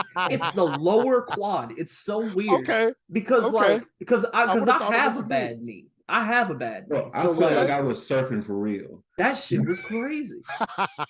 That shit was crazy. Like when I was doing that, like if you notice where my hands were, I'm rubbing my thighs because I'm like, my God, that thighs are on fire. That burned all the way up until this morning. See, it's moments like that, like I think I told y'all last week or like a few weeks ago, where you realize just how old you actually are getting. Not that you're old and that you can't do anything anymore, but I think about a party going on this Friday, right? It's a Renaissance party for Beyonce's album. And that album, look, that album is so good, you could just put it on. Like, you don't need an official DJ. You could just put it on and let it rotate 3 times, and that's a whole party. Me and Keisha, we were invited to that party a couple weeks ago. And I was excited about it. I was like, okay, damn, somebody in Alabama cool enough to have a Renaissance party. I'm there, I'm with it. I see the flyer, and the party starts at 9 p.m. I sent the flyer to Keisha, and the first thing she sent back, she's like, "You see what time they started?" I was like, Keisha, stop, man. We're not that old. Cut it out. Let's not do that. Yeah. But this is the week of that party. And the only thing I could think about is y'all starting at 9 o'clock. That means you're going to be there till like 2. Oh, so that's how I know we getting old, because our party started at 5. Yeah, it started at 10 o'clock. We was like, 5. Yeah, this is for real. I left the party and I was like, oh my God, I'm going to be in so much like, so perfect. I'm going to be so hungover tomorrow. And then everybody was looking at me like, Sean, it's 10 o'clock. And I'm like, oh, I'm going to get so much sleep. It's going to be great. I'm fucking fantastic. God, starting at 5 sounds so amazing. God, you could possibly get out before you get home and like rest a little bit before. Let me tell you like this. We ended the party at 10 o'clock. Right. I was able to get home, get undressed, take a shower, and I still caught the West Coast game on TV. That sounds like that. That sounds amazing. Tired than a motherfucker. If we go to this party Friday, this party is in Birmingham, which means you gotta leave at 7. I will have to leave at least 7. Get there at 9. Do all the partying, the drinks, maybe, all of that. And that album, you're not going to be able to sit down for the full time there because it's just that good of music. Then I got to drive back. You might be getting a hotel room, big dog. Listen. How you feel about that Renaissance party, how it sounds, is exactly how I feel when you say you want to go to Birmingham to get a fucking 16x9 plate of fucking chitlins. And we get back to it every time. Every time. I got a story. I got a story for your ass. Oh, did you go and try them shits? I was in Toomsuba, Mississippi today. And I had to stop at a truck stop, at a Love's truck stop. Can we stop right there? Can we hold on? Can we what is the name of this city? Toomsuba. Toomsuba. Lionel, can you share a Google search of Toomsuba for me very quickly, please? While J.E. tells the story. There's a Love's there. But before he goes and tries to justify gourmet chitlins. What are we about to say? Exactly. Hold on. In Toomsuba, Mississippi? Yes, sir. Are you sure this is the story you want to go with right now? Look, man, I know this is the story I want to go with because it involves black folks So, and that's a good point here. Because again, I tell people all the time, I would trust Southern white people's cooking. I would trust most black cooking around the country. Outside of like the South, I'm not doing. I don't trust it that much. But there it is. I had it right. Oh, when Yeah. Meridian is the biggest city in that area, you are nowhere. Nowhere. Hold up. Let's get in there. Let's get in there. Oh, no. Please do. Please, because I need to know more about that little town. All I know is there's Love's there, and I go to that Love's whenever I'm on that side of Demopolis. Bro, there's one guy. Wait. No, hold on. Time out. Yep. Right there. What? There it is. There it is. And you see that Arby's? I did not want to go there. So no, I feel like you could go there. No, I don't do Arby's like that. So good. Oh, but you do gourmet anyway. Continue. I just want Lionel, leave this map up. Can you please scroll out and go back to where it said Meridian? Or actually, no, scroll into where it just shows one gas station icon. Okay. Now tell the story, please. What's up? Let's hear it. So whenever I'm out, whenever I'm driving, whenever I'm out, if I could go to a food truck or something like that, I'm going to choose that over the chain restaurant, no matter usually what the chain restaurant is. These two older black people, a man and a woman, was in front of the Loves across the street in a Winnebago. And they also had a tent over it, and they called it Soul Food Barbecue. And I'm thinking, what the hell is Soul Food Barbecue? Why are you putting those two together? Until I got over there. I said, man, so what all you got over here, man? I'm looking for some ribs. She's like, oh yeah, I got some ribs. I said, man, all right, let me get a rib sandwich. She said, man, that's all you want? I said, well, shit, what you got? He said, man, well, I got some collard greens. I got some potato salad. I got some yams. I got some, what's the other greens? We had the other ones too. I got some pig feet, and I got some chitlins. I said, man, why the hell are you cooking all that food out here like that?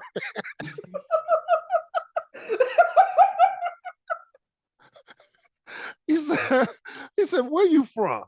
I said, man, I'm from Alabama. He said, well, you should know then. Like, this ain't no occasion. Lionel, can you do me a favor? Can you underline what the population of this place is? When he's sitting there being like, where you from? He knew you weren't from there from the time you walked up. 700 niggas here. What? Look, I love myself a good plate of chitlins. However, hold on. However, stop, J.E. I'm gonna stop you right there. Let's zoom back out, Sean. Okay, we're gonna zoom. Look. This is where I'm from. This is where I live. Okay, here we go. Indianapolis, somewhere in this area right here. Okay, you are over here. I'm like, yeah, right there. Right up in there. Right there. Somewhere in here. mm-hmm. Yep. JE's, where's the 5.3 PC? Right in there. Right there. Right there. There it is. And you ended up over here. Yes, sir. Not only did you end up, wait, that's too far over. Yeah, I'm about to say, that's too far. That's Meridian. Over there. I started wait. You ended up specifically right. Hold up. Specifically. You ended up right about yeah. Yeah.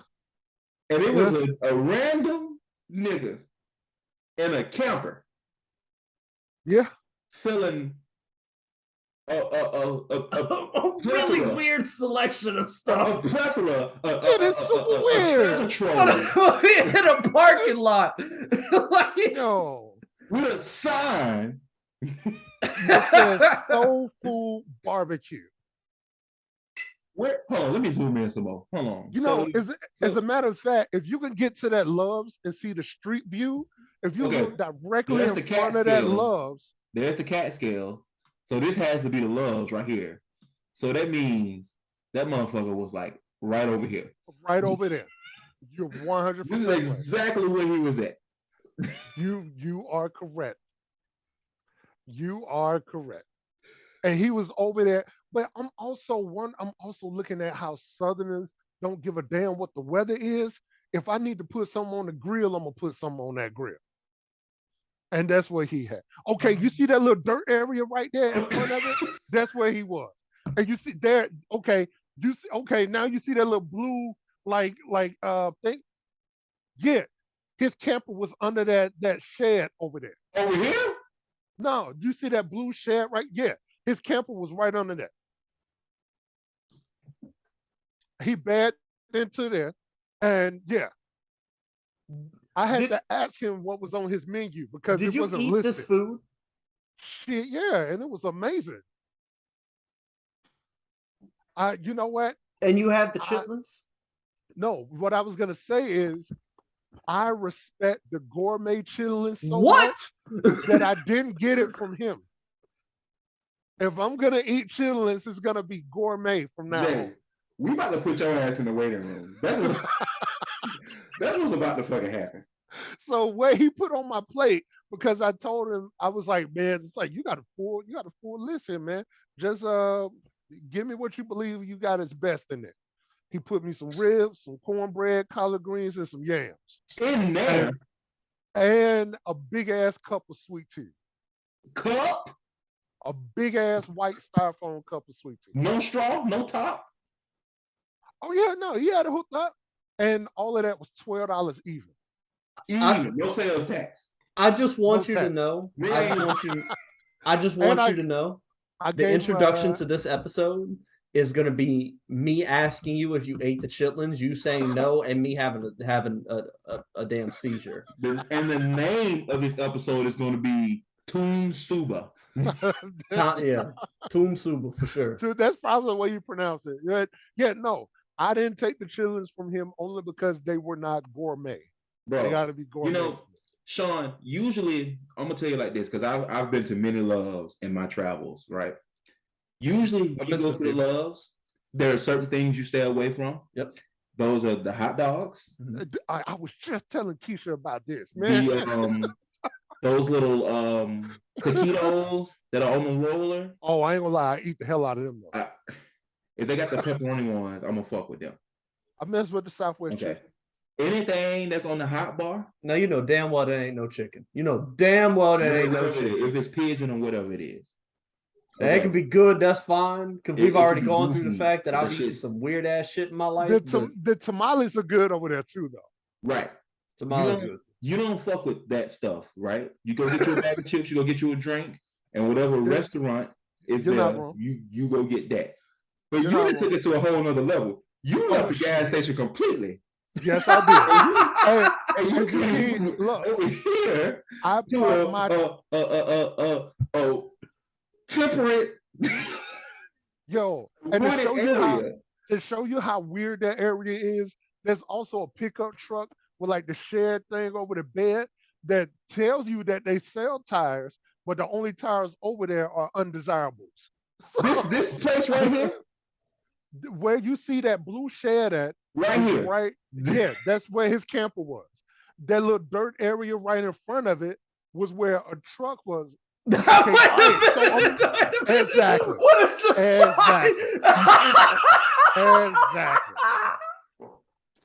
Exactly. Yes. Hey, and let's talk about this pile of debris right here. What is that? I don't know what it is, even when I seen it. But in there are some used tires that can't be used again. So there's a lot going on over there. And the food was amazing. Why didn't you just go get the tamales, bro? This was the time. No, because my rule is if I see a food truck or somebody cooking on the side of the road, I'm going to take that over what is in the store. every time, every single time.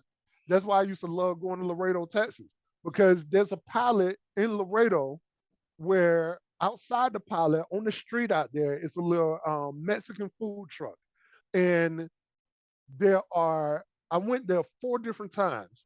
And the 4 different times I went there are 3 Mexican people in the truck who speak absolutely no English. And the only person who speak English was like a little 10-year-old kid. And you have to order your stuff through that 10-year-old so he can translate it to his elders. Some of the best food I ever had. Okay, here we go. Hypothetical. You on your way to Montgomery. Mm-hmm. And you got to stop on 97 in Lowndes County, right? At a gas station. Mm-hmm. That's about halfway. Yep. Know what you're talking about. I already know the one you're talking about. It's right there on the right. So off of 80, it's a gas station. It's a fucking marathon that you can get your diesel at, which is unheard of for a diesel truck, right? And on the other side of the street, it's a stand, and they sell moose knuckles and rice. But it's a McDonald's across the street. Hey, these black folks selling these moose knuckles and gravy with the onions in them. Man, you better give me no moose knuckles. Man, you full of shit, Jay. Shit. I'm taking the food. I'm taking the food truck in the stand every time over there over the chain restaurant. Moose knuckles probably mean have no. Do moose even have? No, I was gonna say mooses. I was just about to say meese. Meese. Do meese have knuckles? I was about to say meese knuckles, moose's knuckles. Yeah. But here's the other thing. What? I feel like that's illegal. I feel like moose knuckles has to be illegal. Do that can't be legal? Have knuckles? I would assume. Is it illegal for them to like sell that alligator meat and shit? No. Why wouldn't it be like that for moose? So would you see that on a whole different subject? I feel like a moose is a lot less common than an alligator. Which one would you feel worse about, eating moose or eating alligator? I've eaten alligator, so moose. Alligator's not that bad. It's like it's depending on how you prepare that moose. All things constant, it's prepared the same way. I'm in. I can't imagine that a moose would taste the same as an alligator. I just want to say, I understand all things constant. I get that, but there are a lot of factors in there that make me go, I don't think they could taste the same. I feel like it probably tastes like lean beef or something. I imagine moose tasting gamey as shit. Yeah, of course. Even gamier than deer. You can make deer not gamey though. It's because Keisha's stepdad hook us up like twice a year with like a bunch of it. They're like, damn, who do you think gonna eat all this deer sausage? Hey, let me tell you something. So Jay's next time he does that, what I need you to do. Stand no fucking deer meat. What I need you to do, I need you to package some of that up in one of those like fancy thing, and I'll give you my address. So you can ship that shit over here. Yo, and it's good, but like, yo, why did you give me so much? What do you think I'm gonna do with this? Or put my name on the list. Do something. I don't know what you got to do, but yo, I'm here for it. He give it to us like he think we hustling or something. Like, you think I'm telling you this to the block? Like, do I need to pay all you wrapped that? up in the white paper and shit. Yo, you get this. Like, these keys, man. Listen, but look, the reason why I'm so game on eating and stuff like this. Look, man, I remember seeing my pops and my uncles dig a hole behind my grandma's house and put a pig in it and cook it for like the whole day. And I remember thinking, what are y'all doing? Why did y'all just bury a pig and cook it? And like after a bunch of hours, but see, as a kid, I had no idea. So after a bunch of hours later, they dug it up and like unwrapped it and stuff. I was like, this is some of the best shit I had in my life. And they did the same with a deer. It's that's like, cool. Are y'all cavemen or something? That's cool and all, but I don't know. It's just something about a Winnebago on the side of the road Look, that's my just man. like undesirable, bro. Okay, but they buried it like 4 feet deep in the ground. Like, come on. But you watch them cook that. That's the variable that Yeah, I'm you about to say you pulled up to a place with 700 people in it in the middle of Mississippi, and I hate to say it. Oh, look, not only that, off the interstate. Yeah, off the interstate that has one fucking gas station, and you went up to the sketchy car and said, "Give me some food." Give me some fucking food. Let me get some of that. Wildin'. Let me get some of that. Look, the dude looked like somebody who would be an uncle in my family, and the lady looked like somebody who would live down the street. Okay, so hold on. Question.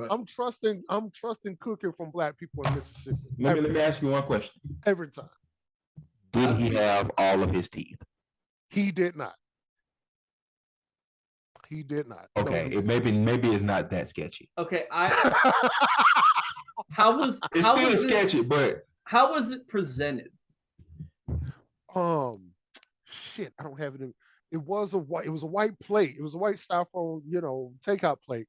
But the bag that she put it in was a Dollar General bag. We'll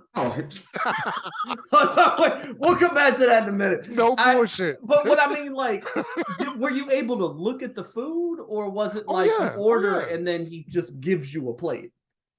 Oh no. They So you watch them serve it to you in the plate.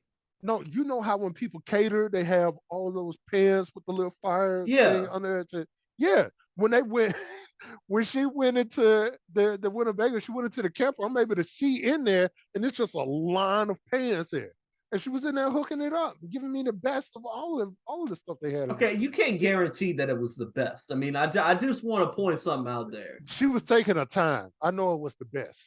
So because I told them, give me whatever y'all believe y'all cook best. I don't know if I can rock with you, Jay. Like on the road. Because look, man, I don't need the chain restaurants. Who is that person over there that said they selling? Who is that guy over there selling them fish sandwiches underneath that tent? Let me get some of them. It ain't even about that. Fish sandwiches. You don't go to a tent to get it. No, okay. Bro, I'm Sean. That's Lional. Like, we what, bro? What? It was good, yo. I don't know what to tell you. It was good. Fish sandwich? No, we ain't even talking about fish sandwich under a tent off the road. Yo, wow. Yeah. Catfish? Yes. Okay, Sean. Okay, all right, different. I'm thinking, I don't know why in my head I was like a fillet of fish type of, like, just handing out fucking fillet of fish sandwiches. No. Okay, check me out, Jay. That same dude selling fish sandwiches, but the fish is salmon. Why is it salmon? Salmon sandwiches. You still trying it? I'm asking the question. Why is it salmon? I'm just saying. Wait, because he ran out of catfish. Why do you have copious amounts of salmon? I'm still with it. What? Because I trust the people cooking on the side of the road more than I trust the chain restaurant. Fish on the side of the road is one thing. Okay, I give you that every time. Always. Ain't nothing like the fish on top of the bread and the bread get greasy. You feel me? Like that's that. Give me a little line of mustard. I got salmon bites. Bro, fuck you, bro. On the side of the road, fuck you. All right, okay. Now you know what? Don't try to give me fancy shit when you out there. Give me your grandma recipe stuff out there. I don't need none of the fancy stuff if you're on the side of the road. So give me the basic fried stuff that I know that ain't good for me. So, no, don't try to give me something healthy on the side of this road. No, sir. I don't want that.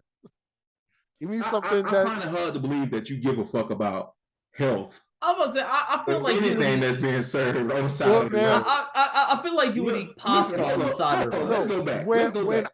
When I cook specifically, I do add a bunch of veggies. I like to cook in olive oil and stuff like that when I'm doing it. But when I'm out there, man, I'm not trusting everybody that have the same care. Look, man, stop. Look, I'm going back, okay? You ain't got to bring it back up. I'm going back.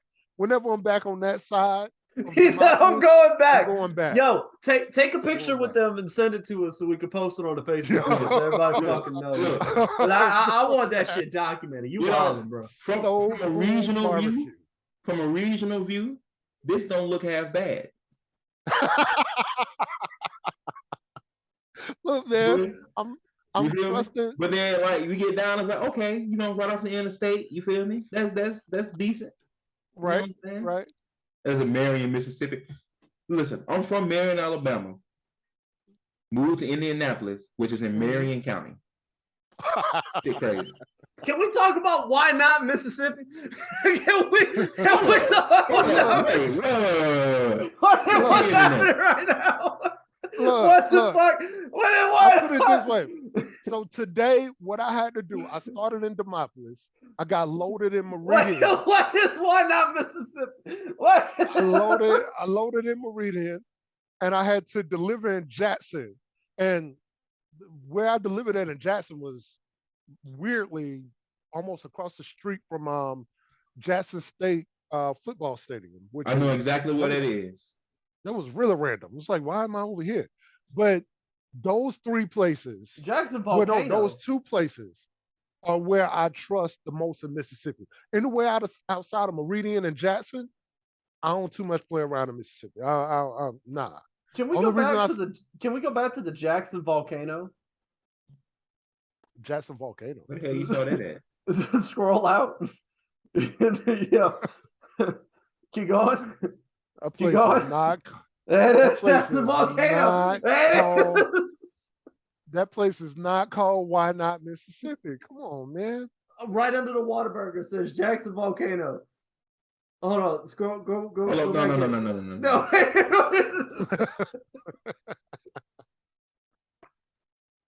What? Why not Motorsports Park? I would hate to live there. Why not grocery? Hey, listen, grocery store closed. Okay, can we talk about grocery store fucking closed, bro? Okay, we gotta be done. We gotta be done. We gotta be done.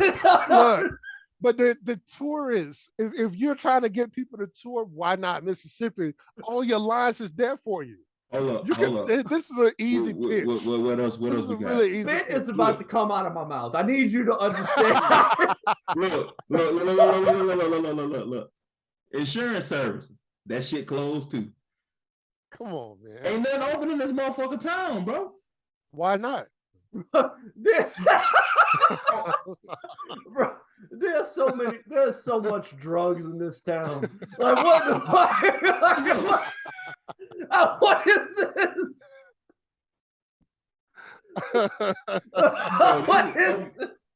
What is in the middle? What's in the middle? Firearms. Yo, hold on. I bet the firearms is open. Oh, you better believe it. Bro, they tell someone else.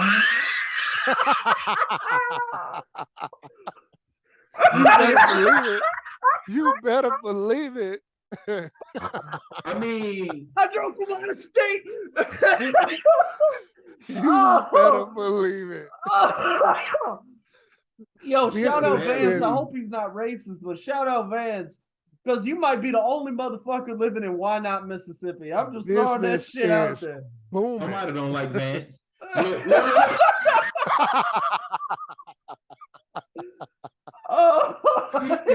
Matthew do not fuck with Vance. He's very unprofessional.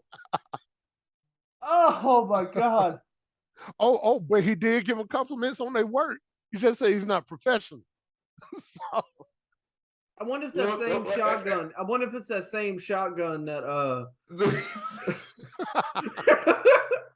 I would like to point out the fact that this man is pretending like there are multiple people that work at Why Not Firearms. It is just Vance. It is just Vance. What? Come on. They probably think it's a lot of people. Vance is walking out of the back. Is this a shotgun that Vance didn't want to sell? What is going on with that shotgun though? What is happening? It does look weird. I'll tell you what. We have to be done. We gotta be done. This is fun. I like this. So we're gonna move into another fucking city. We're gonna advance. We're gonna scroll out. There's a city with a funny name in Mississippi that I think David Ruffin is from. One of them is from a really weird named city. and I almost got my truck stuck there, and I got scared as hell because I don't want to be stuck nowhere in Mississippi. So I What forgot is in Tennessee? Murfreesboro? Murfreesboro. Murfreesboro. Middle Murfreesboro Tennessee State. Middle Tennessee State is there. Oh, It's okay. a college town. I've never seen a name like that. Can we get rid of Why Not Firearms, please? Can we? I need to. Sorry, we're going back to Toomsuba here. Hey, there's a place in Missouri. Yo, why called, is the lake named after Tom Bailey? Dollar General. Dollar General. Oh, you better believe it's there. Come on now. That's a big ass parking lot. It's a big ass parking lot too. Damn. That parking lot bigger than the building. What? What you got on down the highway? What's nothing? The fuck is this? That's a house. Damn, they got a lot of land on there. What are they doing? That's somebody's house, bro. Bro, what the fuck? Bro, there's some dead bodies buried there. You cannot convince me otherwise. Are you kidding me? It's a lot of okay. Oh. Cuba. Let's go to Cuba. Oh, that's in Alabama. Intercourse, Alabama. What's the intercourse? Church. A church. Two of them right next to each other. Oh wait, no, one's a field. What's up with the field? What is that? Why are they showing? Is that a park? What is that? What is it? Is that just a farm? Do they have a farm? Is oh, okay. But wait, hold on. You could count how many graves they got there. That's crazy. Damn. Bro, that's weird. That's crazy. Let's zoom in to the PC. Yeah, I used to work at that trucking company in Cuba. Oh, John Essex. Oh, they closed John Essex? Yeah, man. I think this stuff might be closed because of what time it is. I think that might be what's happening. No. John Essex is closed. Oh, it's not. Yeah, they closed that school like. What is I don't know, 4 or 5 what is years that? ago. What is that giant white spot? What the fuck is that? Parking lot. That ain't a parking lot. Hold on. Yo, that ain't a parking lot. Alfalfa. John Essex used to have you come in to play basketball at that school, and the basketball court was a cafeteria floor. If you fall on that shit, your game is done. It is over. That floor was hard as hell. I just want to say Uniontown. I know Uniontown is close to you. Uniontown looks like a town square. Like it just looks like you got one major downtown part and then like a little bit of everything else. No, it's not just close to me. That's where I live. And I live in the projects that you'll be able to see from that satellite view. Okay, well, we don't need to put where you live on here. I don't think we need to. Trust me. Nobody want to do that. Nobody. I mean, I understand they don't want to do that, J's, but you got some crazy ass people out there. Let's just say J's. No. We ain't got to do it. But yeah, it's very visible where it is. Can you see it from here? Yes. I'm looking at it. I know exactly where he at. Yep. It is very visible. Okay. I feel like I might be on the same. We might be the same thing. Okay. Listen. All right. Well, and we're gonna. Hey, listen, Sean. The best chicken tenders I've ever had in my life. Dorothy's Kitchen. Country Kitchen. I don't know what that woman be doing in there, but she be throwing the fuck. Yo. Can we talk about the chicken tenders at the seafood restaurant? Them goddamn burgers at Dorothy's though, man. So Lionel's parents know that I love them, but I'm about to talk a little bit of shit. So maybe they're gonna watch this episode after we talked at the wedding. Listen, it wasn't my mom. It was my dad. Okay, whoever it was, I don't know which one of y'all decided. Hey, when we travel to Indiana, you know what we have to do? We have to eat seafood. I don't know why that was what we decided, but if you thought that my Louisiana ass was going to go to Indiana to eat an ounce of seafood, you're out your mind. So what did we do? I ain't mad at that. We ordered chicken tenders. And those were the thickest chicken tenders I have ever seen in my life. Let me tell you. You bite down on them because you run out of bite. And I'm not talking about a nugget. I'm talking about a tender. So, but I'm wondering what would you prefer to eat in Indiana? Because I don't know what their thing is. Breakfast. So first of all, hang on. Since we zooming in. Breakfast.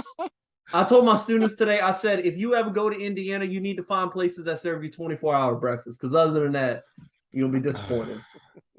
The good old city. Oh, I've been here. Good old city. Fuck these people. There's that Family Dollar. Tasty Teas. That's new. Temporarily closed. The damn Family Dollar. Family Dollar. There's a couple other things in that center, but Family Dollar mainly. Dude, this was my old house right here. Yep. Somebody lives there now. I don't know. The crab box. That's new. I'm about to say I don't remember the crab box. Look at Marion coming up. Yeah. Champion fit. There's the football field. It's isn't it right? Right across from Pineview. Alma mater, homecoming this week, man. Man, I don't know if you've been looking at it, bro, but we've been. Well, let me tell you, Marion been lit about this homecoming. I believe it. And you know what? I don't know what's going on this year in particular, but Hatch had a pretty good one in terms of alumni showing up. But I'm gonna tell you one school, and if you see the pictures, you would think it was easily a college, and it's not even a big high school.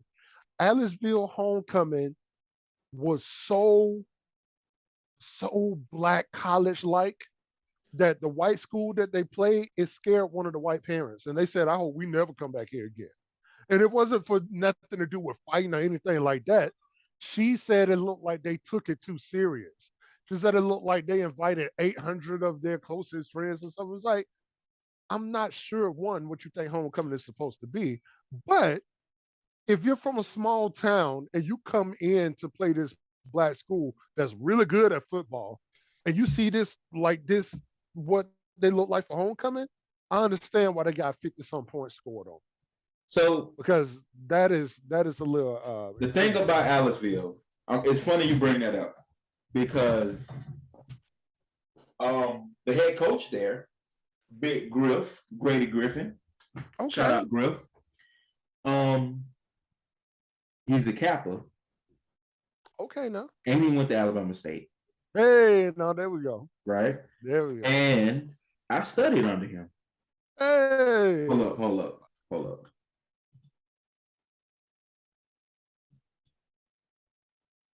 Yeah, I studied under him. I got this ring. That's all right. It was the first game he let me call plays. We scored some points. We still lost and shit. Aliceville is a beast. So he used to hit. Hold on, real quick. I just FaceTimed my sister. Well, I just texted my sister, "How the hell you ended up a Spirit of Halloween again?" And she's FaceTiming me. Give me like 2 seconds, but I'm gonna keep her on for a second. He coached at Francis from 2017 to 20. Are you still on your podcast? I sure am. Welcome to the podcast. Okay. Anyway, so let me tell you what we just did. Okay. So yes, I'm back at Spirit. I noticed. I spent another $30. Oh boy. Shut up. Another $30. And then so at checkout we saw the blind bags, right? And I got Sally, but I wanted somebody else. And we just went back in and got another one.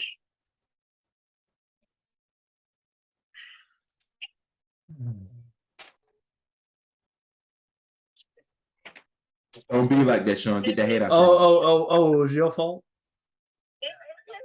It's his fault? You got it. I got that. I didn't even want the damn thing. She influenced me. Yeah, see, so I influenced him first to get it, and then I wanted another one, so he was like, all right, let's go back in there. And I was like, no. And he was like, let's go back in there. I was like, fine. So, yeah. Hey, by the way, bro, welcome to my podcast. You're going to be on the podcast this week. You're going to be on the podcast. They can't see you. They can't see you. Who is that?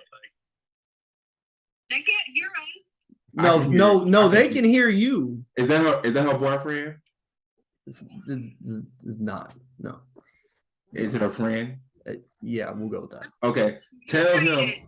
I can tell by the sound of his voice that he loves porn on the call.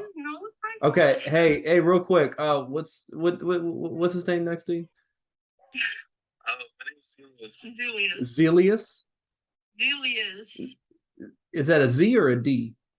It's Z. Zelius. Zilius. Am I Zilius? Am I saying that right? Yeah. Okay, fantastic. All right. Sorry. So my co-host wanted me to let you know that he could tell by the sound of your voice that you love corn on the cob. What? Don't leave me alone. I like corn on the cob.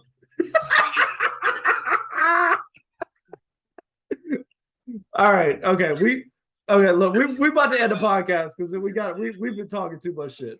Aaron, I'll see you when you get back. He sounds like he has a fucking bead door on his bedroom.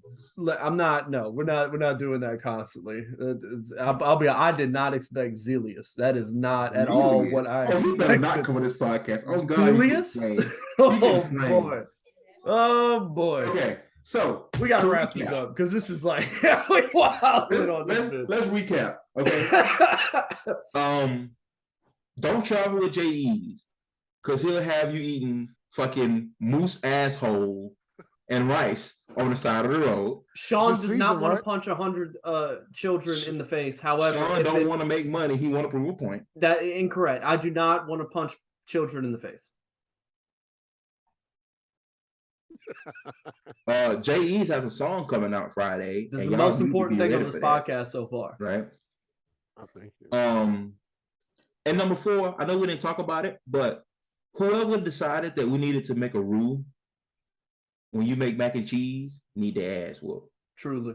Because think about it, Jay. Your grandma didn't do that shit. She cut up that block cheese and she was fucking with it. Yeah. And when that shit melted a little bit, she put it in a little pan, put a little cheese on top in the fucking oven and went. I don't know who these new bitches out here making fucking cheese sauce and shit for the macaroni and cheese, bro. Now you know what? There's some little packets of Velveeta cheese sauce, pretty good, but I still get your point. Right, cheese sauce and a roux. Like you don't need a roux. I feel you. I'm with you. Oh, and Sean got 4 black points this weekend. Hey, how about that?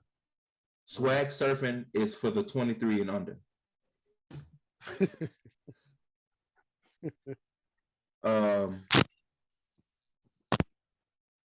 When it comes to making money, morals are pretty much out of the window.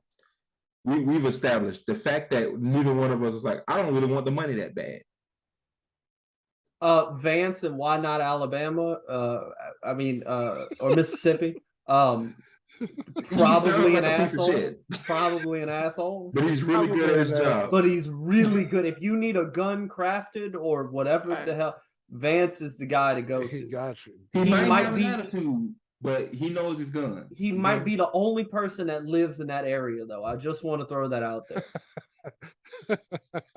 So, you drinking a beer? No. I'm about to say, like, what? I'm drinking a Sprecher's grape soda. Sprecher's. Oh no, man! It looked. What is like that picture? It looked like a red. What is that picture? Literally what? Just notice the picture. Hold on. This what we ended? This what we doing? Yeah. Bro, I've been drinking these all weekend. I just noticed the picture. Bro, this is fucking crazy. What is this picture? All right, okay. All right. I'm Sean. That's Lionel. Why would you drink that? What? That's J.E.'s song. I Ain't Got Time comes out. Come out. What you know? Come on, wait. We can't. Listen, you are the last person on this call, on this fucking podcast, to judge anything. You ate out of somebody's camper today and paid money for it. Jay's song, I Ain't Got Time, comes out this Friday. Make sure you pay the 69 cents to be able to listen to it. It's worth it. We definitely go post it on our place. We've been rocking with Jay since the beginning. We told him from the beginning, yo, once you get the new music out, you got to get on here. Unintentionally, this ended up being the Jay's, music episode, and us apparently just talking shit. But either which way, I Ain't Got Time comes out on Friday. get it? You Where do scheming you for get my it at? spotlight, that's right. You need to do your own thing, not mine. You need to get your head right. All I ever get from you is bad vibes, bad vibes. You wanna eat of my shine, that's right. You only wanna complain, not try. All I ever get from you is bad vibes. All I ever get from you is. Sean, that's And no one understand how you hating on my moves like you got a better plan. How you hating on my twos like you got a better hand. You obsessed, forget a hater, you make a better fan. Welcome to the show, have a seat off in the stands. Make sure you chill loud so I can hear you with the band. Boost my head up, make me believe that I'm the man. Cause I'm up so high, I'd probably die if I land. Tell me where this began, cause I stay out of the way, do that the best that I can. My advice to you would be just settle and understand.